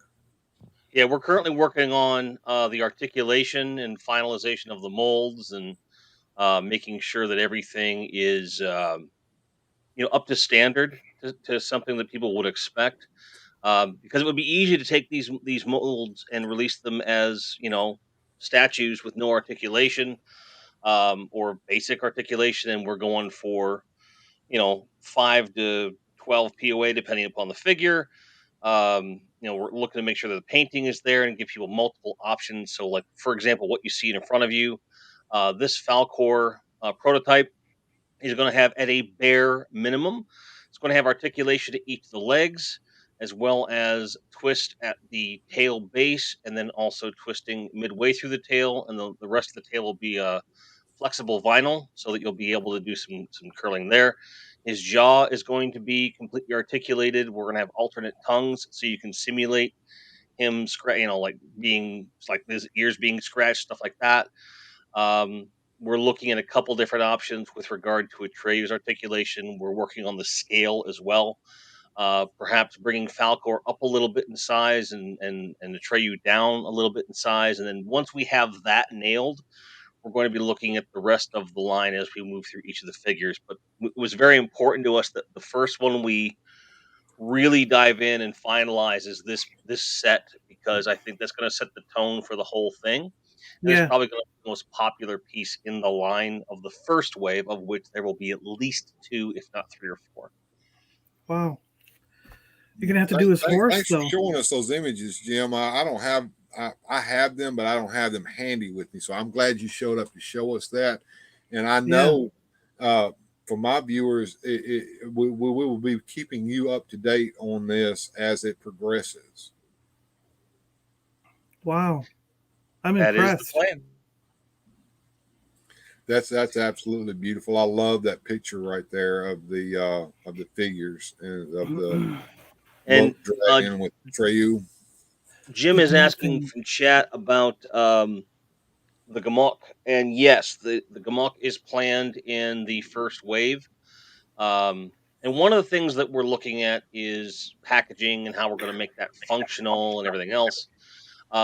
Rick's asking what the scale we're thinking of. We are not doing 7-inch at this time. So what we have That luck discussed dragon would be like 20 inches. Yeah, exactly. So what we have talked about is that this initial wave is going to be 3 to 3.5 or 3 3/4 inch scale, somewhere in there. They might be 3-inch, but I'm pushing for 3 3/4 if we can do it. I have to talk to um our producer, the one who's actually making the toys with the and the way that we're doing this is like, is this possible? Because we're looking at all the articulation and each of the pieces are going to be smaller, it's doable. We just want to make sure that we're not upping the price point more than we have to, because we have a price point we're trying to hit with these 2 packs. Now, if we go through wave 1, 2, 3, get the majority of the figures just the way we like, and it's successful in the way that we think, there is a possibility of bringing some key characters back in a larger scale, but no promises. We need people to buy the first stuff first. Yeah. well, Cool. great, Jim. You still don't want to get on camera with us? Oh, let me turn on the lights. Give me a second.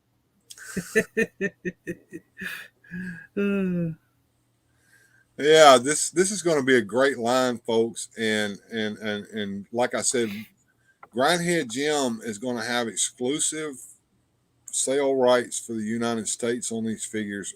As I don't know how long it's going to take before we start seeing them, but you'll get the information here as well as it from Grindhead Jim as this progresses, and we will let you know when those become available and where. There he is. Yeah, Thank you, Jim. I can speak a little bit to what we're shooting for.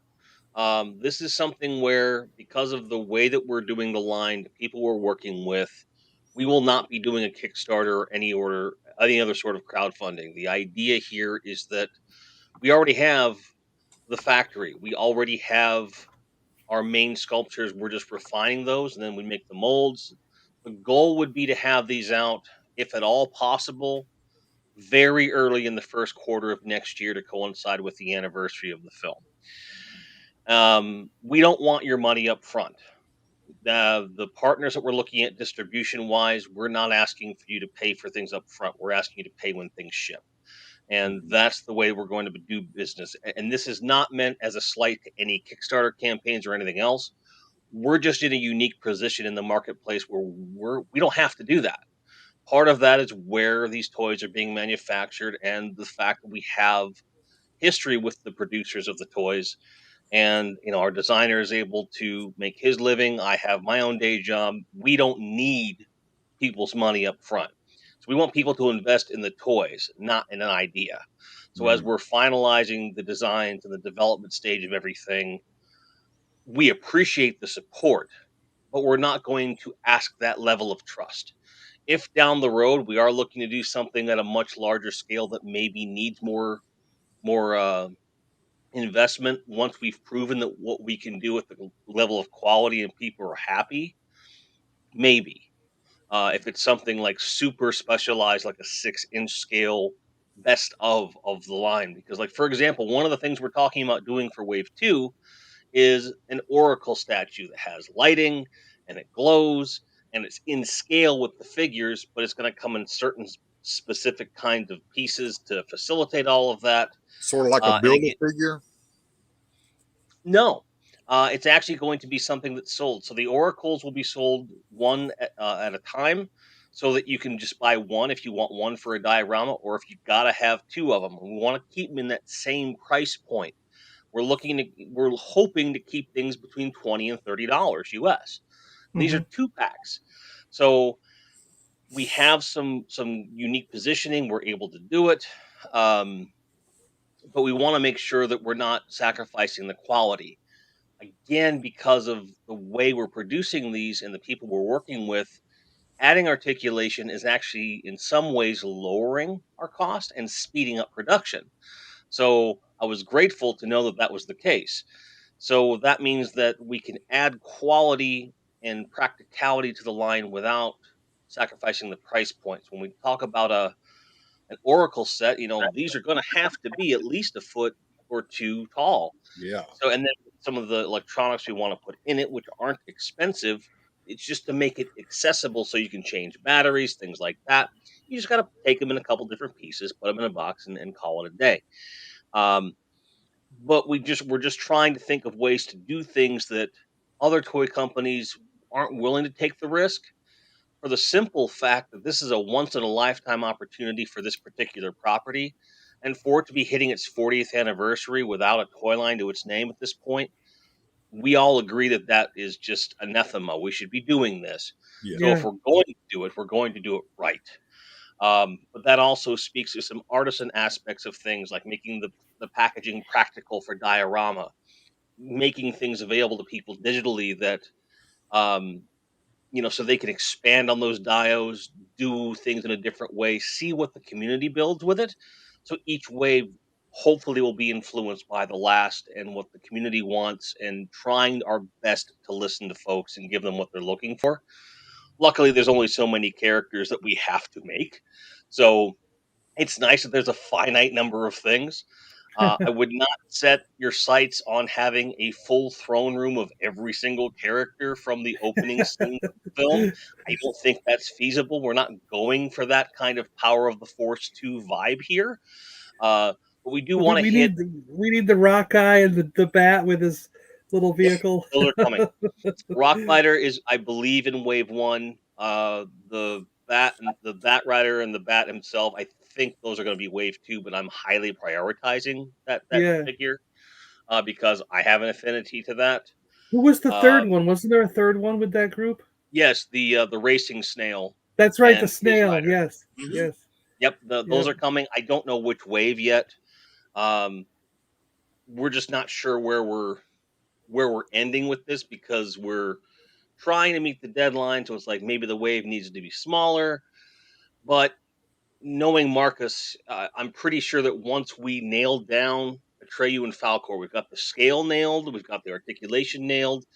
I'll just say, you see what we're doing here, do it on this and this and this, and then he's going to hit the ground running, and we'll get there. So, but um, this first 2-pack is, I think, the most important for the reasons I stated before. So we can establish the size, the quality, and I see people freaking out about the different things. Yeah. Yeah. So there's definitely cool stuff to come. I know there's going to be a market for this. The wise turtle also, we need him. Yeah. We have talked about ways to bring the Morla to life. One of the things we talked about was making it so instead of getting a 2-pack of a figure with the Morla, you would get perhaps 2 Morla heads and a tree. So you would have a couple different expressions for Morla, because he's got to be a big boy. He's got to his head, even if it's only a half head, it's got to be about the size of a orange or a grapefruit to work in scale. We're not going to be able to get a perfect 1-to-1 there, but we want to give people something that's going to give them options. So the idea is, and again, this is completely preliminary. We haven't sculpted anything yet. This is definitely a wave 2 thing at the earliest. But in my head, you would have the box, the entire box except for the display window, be a functional diorama piece. You'll have a neck piece coming out of that, and then there'd be supports on the back end so that everything kind of holds it up without it going, and then you'd have a couple different faces you could put on the head in some way, shape, or form. We haven't worked out the tooling of that. So you can have one where he's just like, we don't care. We also want the sneeze look, and maybe a slightly perturbed look. And then again, to have a tree, because you're already going to have an Atreyu in the line. You You can just give sit him a on the tree so you tree. can hang on it. Yeah, so Yeah. so then you can do your thing.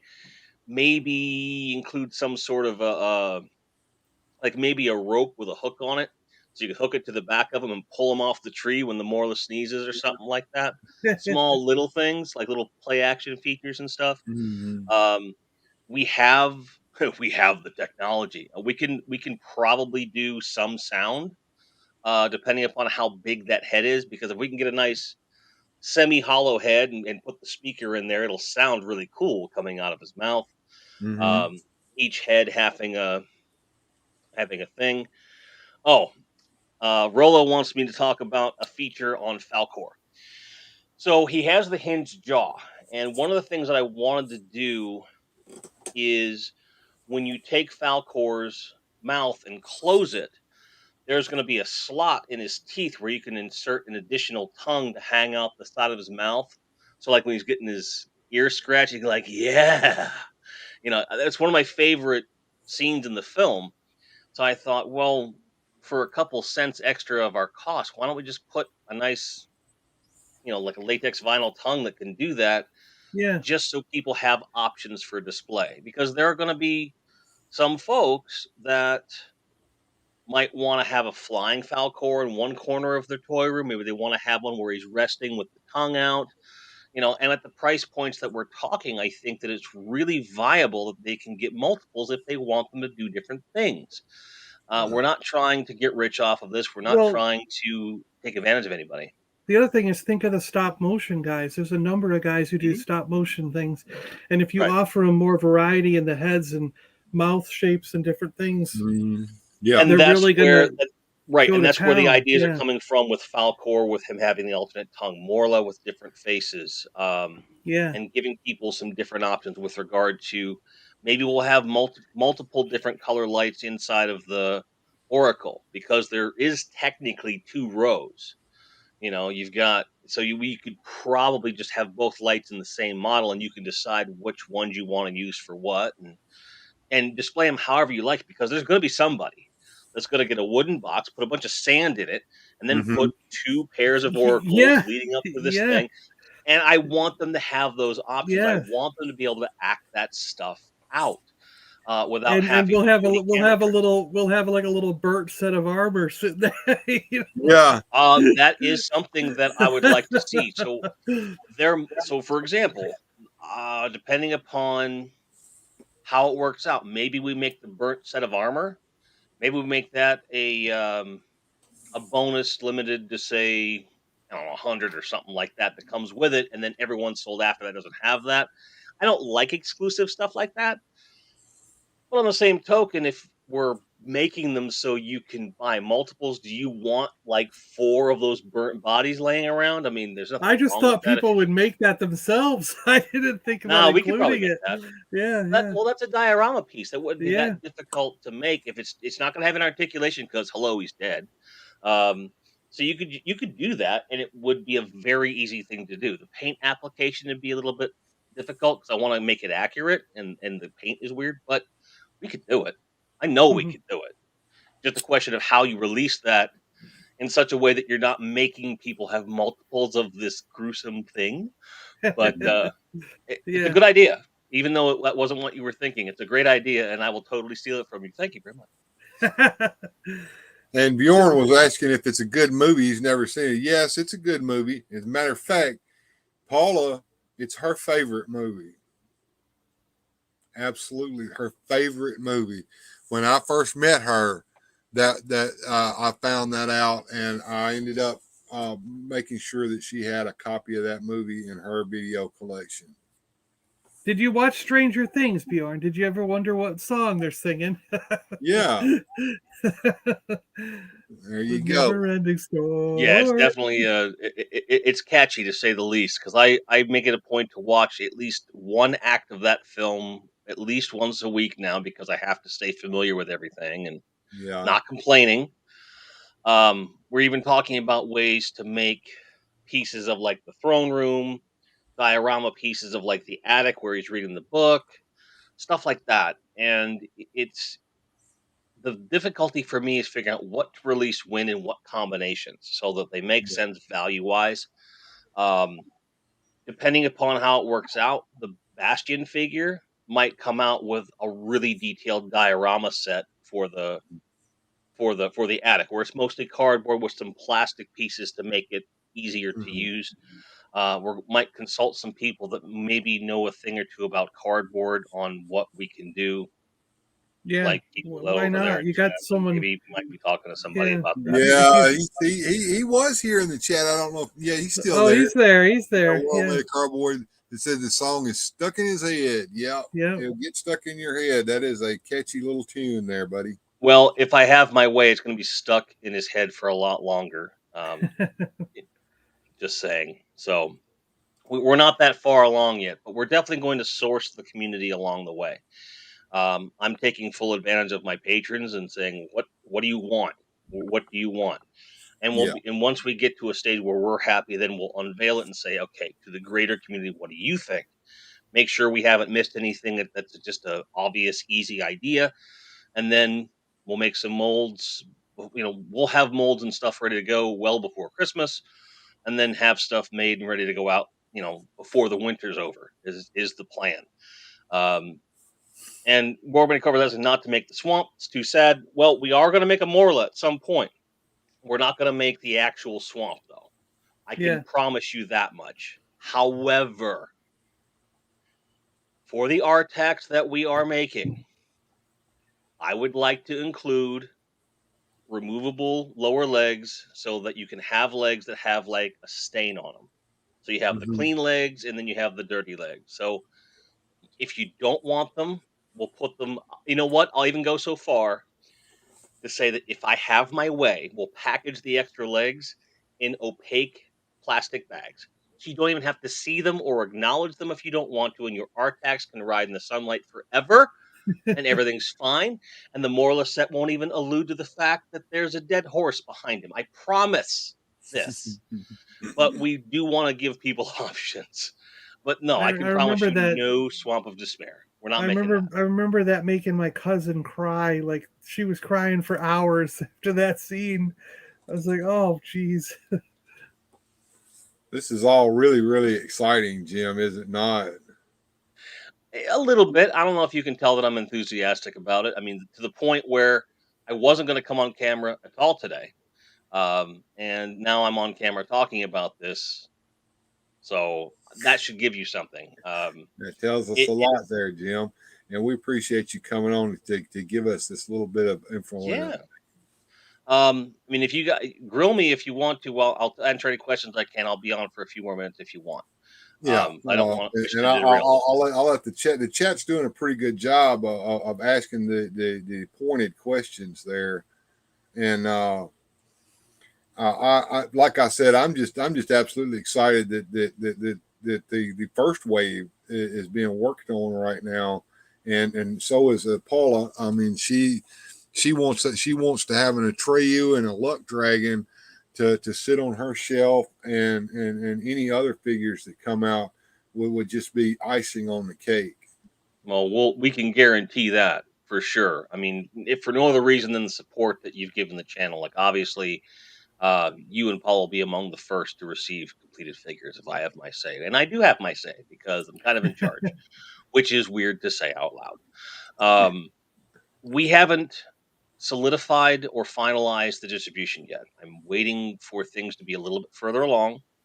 I think the majority of you will be pleased when you find out where we're going with this. We want to make things as simple as possible, do things that are familiar and with the least amount of risk possible for everybody involved so that everyone is happy. So the distributor is going to be able to make some money. Obviously, we're going to be able to do some kickback to, when we need to, our licensor, and certainly with regard to the people that work so hard to make this happen. I'm an idea guy. I'm just saying, can we do this? Can we do this? Let's try this. Let's do that. And I'm doing my best to surround myself with creative people that are amazing. And we already have an amazing team. We're just going to add a couple people in just to make sure everything is working as it should, and make sure that we're delivering on the good ideas that we have a springboard to do. I know things are at the infancy level here, and have we talked about packaging yet? What kind of packaging have we discussed? What we're hoping for, we're shooting for, in terms of like the type of box that it is. Think Battle Cat. So Mhm. that kind of a box where you've got your box with a window, and then some kind of a card back. Though I'm going to keep those shorter. I want to have, so if you think of a Battle Cat box being, a rectangle and the card back's about this big, I'm thinking half of that. If for no other reason than one, it saves on material, and two, less likely to get bent in transit, easier to ship. That's a big thing for me because I like those long card backs on the Motu stuff, but they're just too easy to Yeah. mar and alter. Bent, yeah. Well, Yeah. the other thing I wanted to ask, of course, this has to be asked. We're seeing certain toy companies doing away with the window on the front so that they confuse parents who think that the action figure they're buying is a game and they don't buy it. Are we going to make sure that there's a window so we can see the actual toy inside the box? If it is at all possible, yes. The only way we would not have a window is if we cannot get to a packaging manufacturer at a good price point that will allow us to do that. And the fact is, I don't think that's going to be a problem. There's plenty of places I'm sure in the States will allow that. I'm doing my best to keep everything in South and North America. We're not going to go to the trouble to manufacture these in Mexico and send them somewhere overseas to get them sent back. We're trying to Mhm. keep everything on this continent more or less, Right. or Yeah. the shared continent. So we don't yet know who's going to be able to do that, but I know there's stuff out there. Rollo is saying window, window, window. I agree 100%. So we need to answer questions like, sure, we find a packaging manufacturer that'll be able to do it. Do they also Are they going to be able to do the packaging in house, or do we have to then assemble these? Right? Am I going to be sitting here with some zip ties going? Oh wow. I I hadn't I'm even thought hoping I about don't have that. to do that. Right. But at the same time, if that's what it's going to take to get the level of packaging that we want, to keep the price points where we have them, and to get them in the hands of the distributors we want to give them to, then Well, I will do it. speaking of price points, I mean, it's a question to be asked. I don't know if you can answer it at this point or not, but what kind of price points are you shooting at for said figures? Realistically, everything's going to be a two-pack, except in situations where we're providing something more detailed, like the attic place that we talked about. Mhm. Um, we're trying to keep every single package between $20 and $30. And I'm saying that to give us some room. But if I have my way, it'll be around that $20 mark. Um, and it just depends upon, because that would be our MSRP. And then depending upon who our distributor is, there might be a small markup, as is normal. But we're not going to allow these toys to be sold at a 30% markup. Like if we're Yeah. setting it at 20, like we're not going to allow our distributor to sell them for 30. We're simply Mhm. not going to allow that. I would sooner cut into the company's profit margin than I would the customer's wallet if I can help it. So we have some things built into our price points and the things we want to do to make sure that at the end of the day, the collector and the enthusiast of Neverending Story is going to have the benefits here. But we also want to make sure it's lucrative partnerships for everyone involved, and make sure that the people that worked hard to do this are going to be compensated fairly. And by fairly, I mean some. We're not, again, this is not a, a, a way of us, trying to rig the lottery or something. Um, Yeah. our biggest priority is getting the toys in the hands of the people that want them in a timely fashion at a quality that they should come to expect for this kind of stuff And of without course, breaking the bank. Largo says windows are good except 95. That sucked. 98 Oh, was worse, and Vista was worse than that. oh God, don't talk about Oh, this. Vista. Oh my Ugh. gosh. Yeah. But yeah, this is, like I said, this is all very exciting, and I know that we're right on the infancy of this, but and I also know that it's a bit nerve wracking as well, because this is going to it's going to be a big undertaking for you. Is that not correct, there, Jim? I mean, I think so. But I will say that for all of the stress that will be coming in the coming months, being surrounded with the amazing team that I inherited, thanks to Rolo, I'm very confident we're going to be okay. I just there are some things I want to make sure that we're doing for the line that are my responsibility. So I feel the stress of that. But as long as we don't lose sight of the goals, which is to get a quality product for something that's long overdue in the right people's hands at a good price, it'll all be worth it. It'll all be worth it. Yeah. All right. Well, we appreciate you coming on and telling us a little bit about that, Jim. I can't wait now. I'm all Yeah, I excited. know. It's just exciting, is it not, John? I mean, Yeah. I mean, just wow, wow, wow, wow, wow. Well, I'll tell you, there's two properties that since I was a kid, and one property is Never Ending Story, and the other is The Last Starfighter.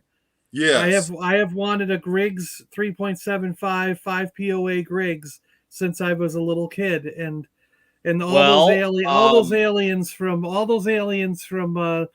Starfighter and the Starfighter ship. But the problem is, info for you there, John. You got to hear this. I have seen people do them on Kickstarters, and I know Super 7 did like some of them, but I cannot pay $25 a figure for a little 3.75 inch. I want them to be a reasonable price. So one thing I can say with certainty is that our friend Joe Dickerson, who is currently making a Bespin World playset for Star Wars, in the 3 3/4 inch scale for Star Wars. He's also working on a blockade runner in full scale. He already has a prototype of a Gunstar. He has a prototype of a Gunstar. It's going to be a pretty penny, but you will know where that money went. This is by far the amazing thing I've seen. And as a result of that, combined with some discussions I've had with our designers, when we get Never Ending Story off and running, the next thing is to start looking at other properties that we might be able to license. We haven't even begun the process, but it all depends on how successful a line is. Given that he's going to be making those Gunstars, so we don't have to worry about that, I would absolutely adore to be able to license a modest line of those figures, with 3 3/4 scale, with at least 7 point of articulation. That's what I'd be looking to do. Where we can get just a little bit better than we used to have. It'll look great with that Gunstar and so forth. So that's something I've got my eye on. I've got other stuff I want to look into. If you want to see some of this stuff, Jim recently did an interview with this guy, and he actually showed off some of what he's working on. And one of the things was that blockade runner. That thing is huge. And it's in scale to the point that he's got inside the corridor where Darth Vader and the Stormtroopers first came in and fought the rebels at the beginning of the movie. It's in there. Wow. There's also in the back part, there's that area where Princess Leia was putting the plans in R2D2. It's big enough to do that, and he's putting all the Kenner crackle on the outside of it so that it looks like the way the toy aesthetic was. They did a prototype. Kenner did a prototype for that blockade runner, but that's what dwarfed by this thing. He basically said he saw what they were trying to do and said, okay, this needs to be about this much bigger. So you've got a fully realized cockpit. If you turn the ship around, you take the top off, and then the door to the cockpit becomes the hallway that Darth Vader enters through. So you have to do some suspension of disbelief. Yeah, of course. And then in the engine compartment, you've got the corridors where Leia puts the plans into R2D2. It's all there. Yeah. And that's how I would do it too. You're right. Yeah, that makes the most sense. And he's doing. You have to see it, and that's not for me to say go watch the interview. It's more or less a play set. Yeah. Once you take the Falcon, once you take the tops off, what would be really cool is if he's got a hole on the side to plug the escape pod into. You never know with this guy. This guy thinks about this kind of stuff. He's already made. He's already because made they already have the escape pod. You can just plug that into the bottom Well, or the thing about it side. was, he didn't like the Kenner design of the escape pod for the Land of the Joy He set. made another one. He made another one, and it's even better. It still looks like a Kenner product. It's just better. Yeah. And more And accurate. part of the reason, I mean, to be fair, that the one that came with the Java playset is essentially a garbage can. You just open the lid. It's like, it's not. That was his problem with it. There's not much to it. Yeah. And how it looked. And of course, he showed that as well. I think, if I'm not mistaken, Jim, if I remember, he showed that as well. He made a better escape pod, and still looked like a Kenner product. Yeah. And part of the reason that Last Starfighter figures are something I'm really interested in doing is because when we go into other toy lines, if I need vehicles, I would really want him to design them. And I've already asked him too many things. He's got like a 5-year backlog of projects he wants to do. Wow. And as a result of that, I would rather take on a license that already leads into something he's already made, rather than be like, "No, we're making this thing." So it's difficult, but he is a wizard. If there's a way to do it, we would do it. I have to admit, he's a wizard with a 3D printer. I've never seen anybody be able to do what he's doing. I mean, he's making interlocking things where he's printing this part over here and this part over here, and they come together to make one final product, and it all works. You know, seeing those designs, you know, it all works. So it's very interesting. To go to Tron in chat, I would say never say never. You know how much I like dinosaurs. I've got my Land of the Lost pterodactyl over here, still in the box. Yeah, the vintage one. Yeah, Land of the Lost. I love the Slee stacks. And you know, like for example, like the problem with the vintage was those figures weren't that good. Yeah. Right. And it's something where it would just be, you could do a simple POA on those, a bunch of figure sets, maybe a couple dinos, because we know Marcos loves his dinos. Yeah. Let's say bye to Pope here real quick. I'm glad you showed up today and watched the replay. Speaking of watching replays, everybody go watch the replays of all my live streams, even the clown show one, and get my viewing hours up so I can get over I think it's 4,000 or 5,000. Yeah. Even just like start playing them in the background, because if you need viewing hours, click, like, you can form a playlist from stuff on his channel and just play it on your laptop or something while you're watching a movie. I've already got a few playlists that are already made for you. One of them is just live streams. The other one is just Motu stuff. Just start clicking and just play them while you're watching a movie. Like if you're watching a movie on TV, put the laptop on or the computer on or your tablet or phone. What I've always told people is that if they still work out of the home, which a lot of people do, it's a great way to keep your dog or cat or snake or gerbil company. You know, anything you can think of, you know, just let them roll. And, you know, we certainly hope that you'll watch and enjoy everything. But when you're trying to get things moving, sometimes you got to get the pets involved. There you go. Yeah. I make them watch the Bill video before they can catch anything else. All right, Pope. Whatever it takes. And what's Left Coast saying here does not count when you watch your own videos. Doesn't everybody have at least one secondary? Like, I have my Super Awesome Geek Show, but I also have I have a company one because I have a company with a friend of mine in Seattle. So there's a company YouTube, and then there's also a my personal YouTube channel. My personal YouTube login, John Adams.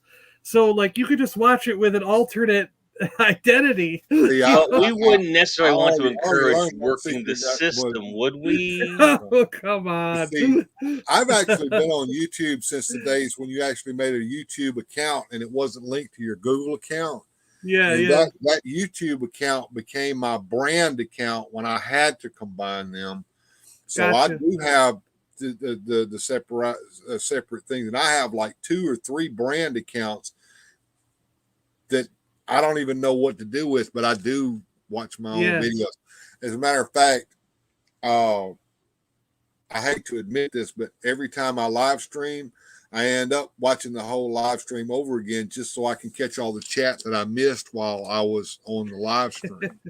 Because I want to see what people are talking about.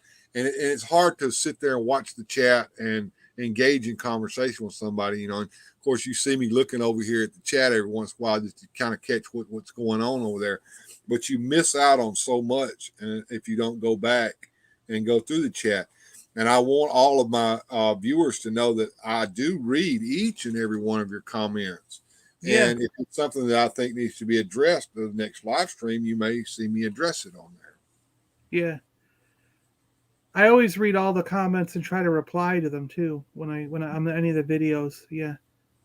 Before I take my leave of you two gentlemen, and I know I've taken a lot of your time, I do have one final announcement with regard to any of the toys that we ever bring out as a company. And this is a promise to each and every collector across the planet and the entire universe and the multiverse. Mm-hmm. Nothing we ever sell will ever be a Mattel Creations exclusive. Thank you, Jim, for that. That's reassuring.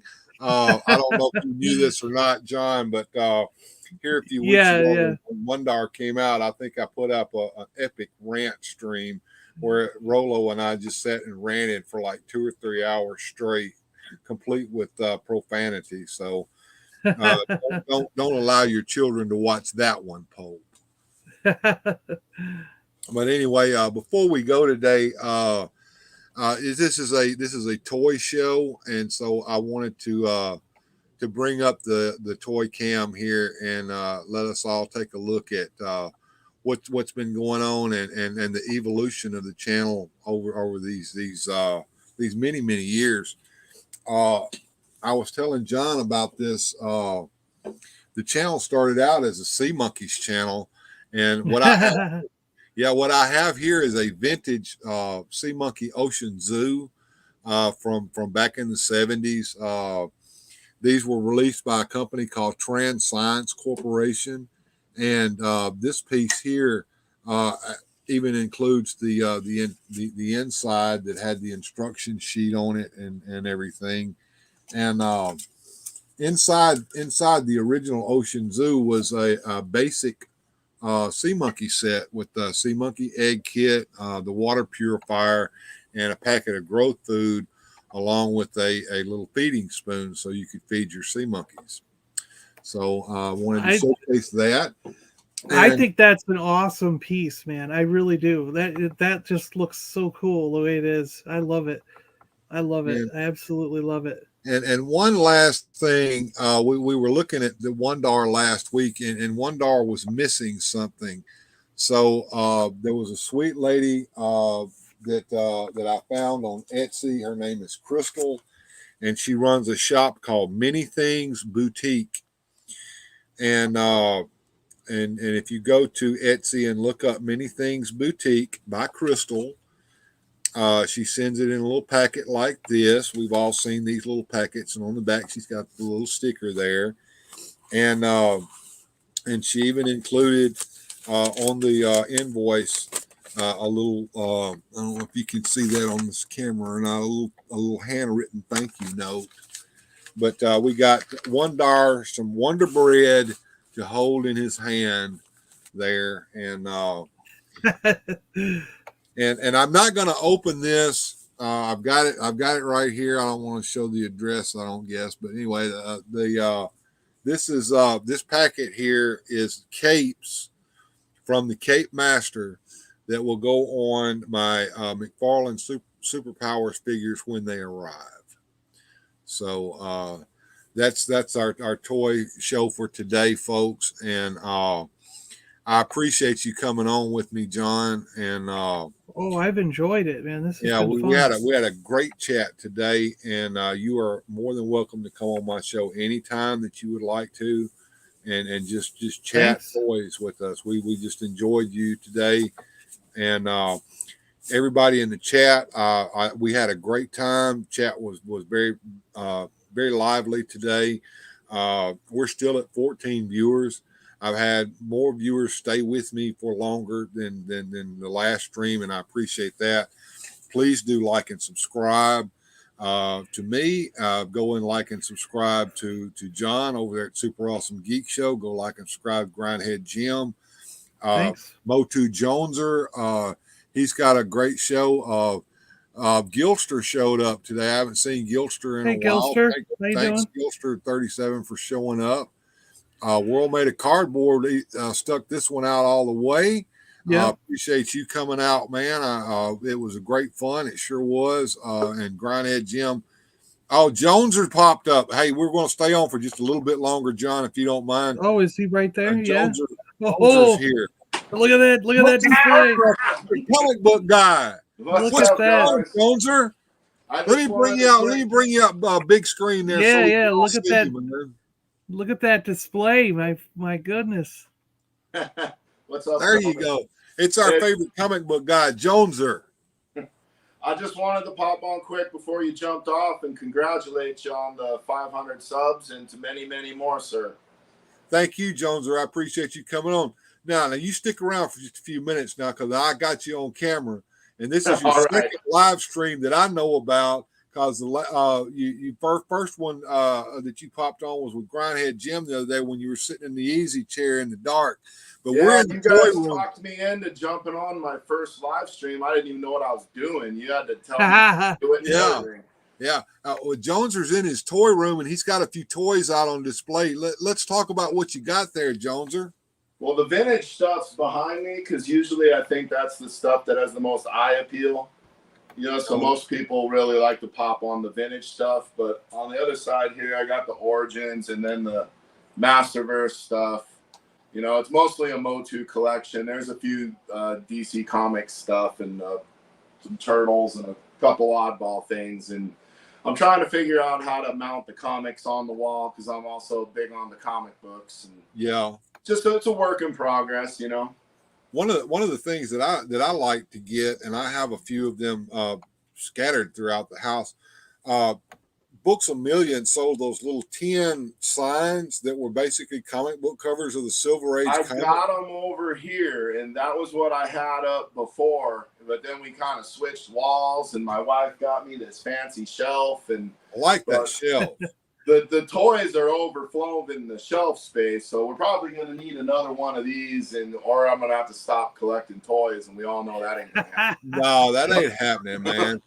That ain't happening. So, what are you reading these days in your comics? You know, I hate to say it, I'm kind of like the cranky old man that shakes his fist at a cloud. I don't like the new stuff, so I'm going backwards. I'm spending more money buying Silver Age and Golden Age and just reading the stuff of yesteryear. I mean, I do have a few things on subscription at the local comic shop with some new stuff, just so the kids will think I'm cool. But, you know, honestly, I don't really care for a lot of it. I like to read the older stuff. I like Silver Age and Bronze Age. Yeah, I like the Silver Age and Bronze Age stuff myself. Absolutely. That's good stuff. I'm weird because I'm more of a DC fan than a Marvel. And when I was younger, Superman was my favorite. And I just remember those old comic books with all that Kurt Swan artwork in it that I just eat that up. And whenever I do buy comics, which is not often like I used to, I tend to gravitate back towards the Bronze Age, the 70s, Sure. Jack Kirby, and just all that good stuff that came out during that period of time when I was just a wee lad reading comic books and getting beat up at school, and I was a geek. You know, all of us have been through that story. So, absolutely. I would give my IT to go back to that time. Yeah, and so Jones, are you going to keep up with your Motu Origins collection and keep that one going? Absolutely. I think I'm all in on anything Masters of the Universe. The only thing I'm not really invested in is the CGI Netflix one. Yeah. But I mean, I have a Yeah. hard time walking by the pops now with the Masters Oh, of the Universe. I don't even like understand. I don't pops. understand. I don't even understand why they make those. John, you may be a fan of those. I don't know, but when a lot of times, if you watch my collecting toy hunt videos, you'll see me go over to the NECA section at Walmart, and the first thing I do is I go pops, pops, pops. Who buys these? And I keep going. I think I had He-Man and Skeletor at one point, but I don't have many more. I sold them. Well, the problem But, I've got with pops, it's kind of like Playmobil. They're all the same figure. They just paint them up differently. Yeah, especially the early ones. You know, they were literally, I think, the same. But I've got a couple still around. I got Soundwave because I like Soundwave. I've got the Cobra Commander, Snake Eyes. So I mean, there's a few hanging around, but I probably sold a good 70 or 80 of those pops because they were just taking over the place. They were just, it was like an infiltration, you know. Grindhead Jim telling us that the industry is really concerned about serving plastic, that they'll ban those pops. Yeah, right. Yeah. But apparently they sell, because if they didn't, you wouldn't be able to walk into a Books A Million and see so many of them on the shelf. Either that or they're not selling, and that's why they're all on the shelf. I don't know. No, I think they do fairly well with those things. Yeah, they must, or they wouldn't keep making them, I suppose. Well, any thoughts you'd like to let us know about there? What's going on in the Joneser world over there, Motu Joneser? You know, not much. You're just trying to, following you in Jim's lead and just trying to grow my channel and just learn from the pros here. I'm no pro, but I can tell you what, if you listen to what advice that Jim gives you, you'll get to a better point quicker.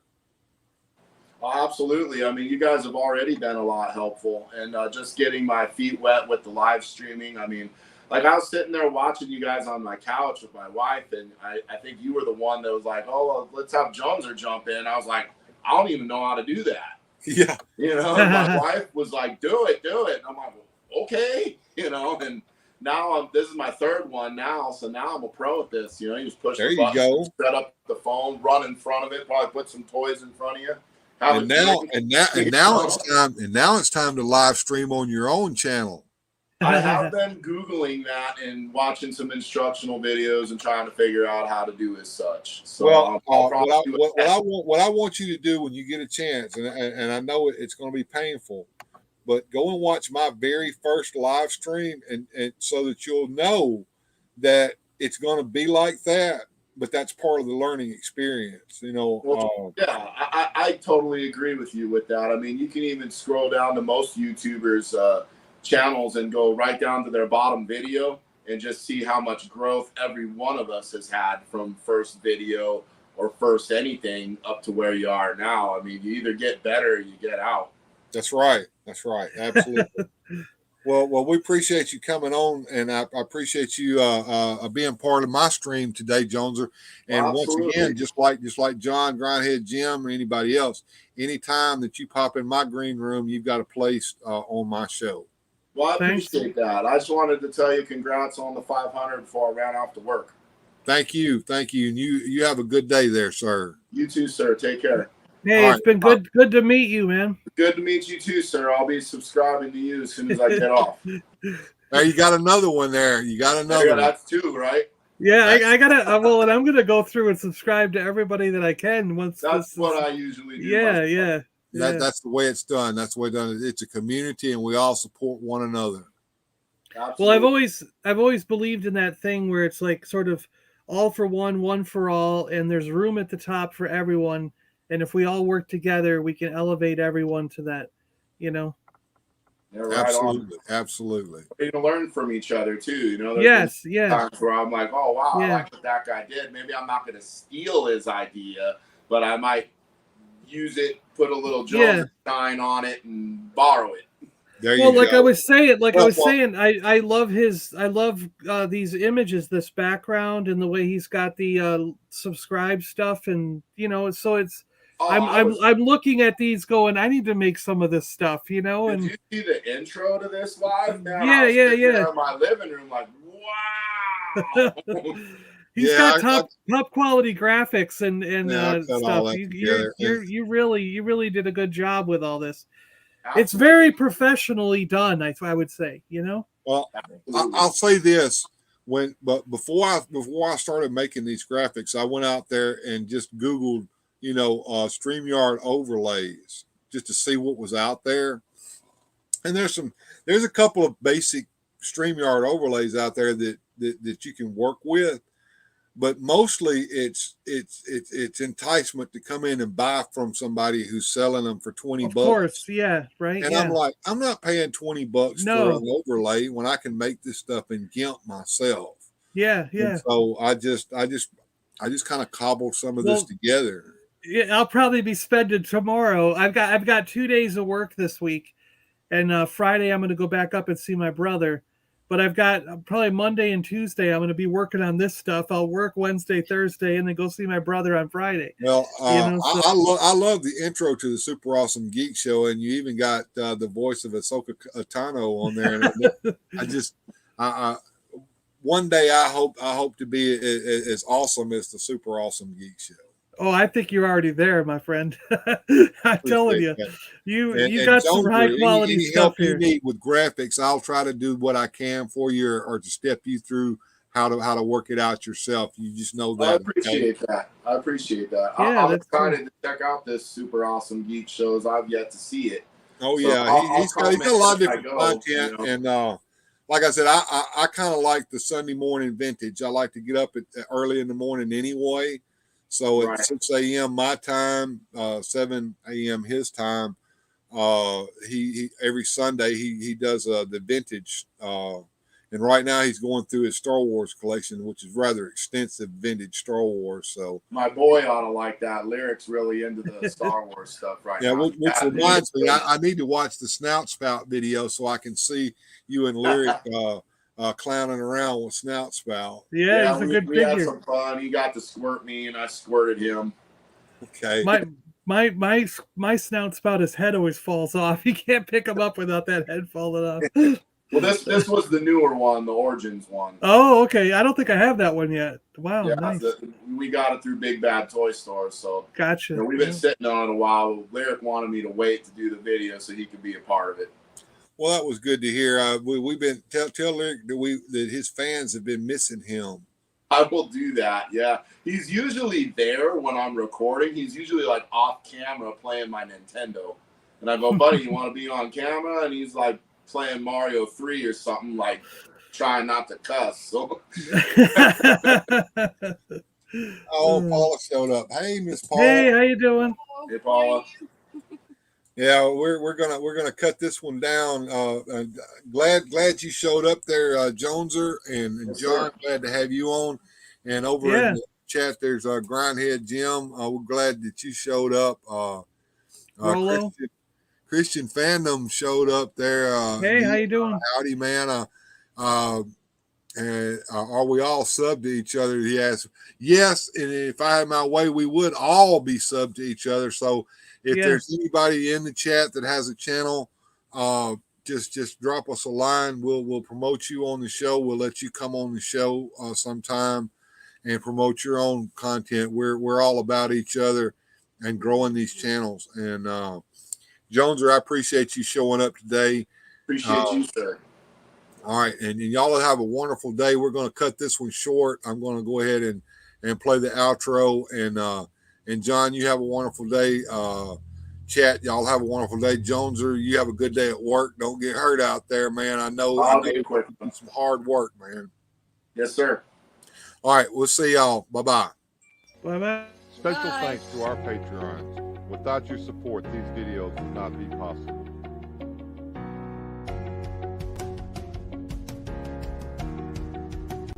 If you enjoyed today's adventure, please hit like and subscribe and share the video. Thank you.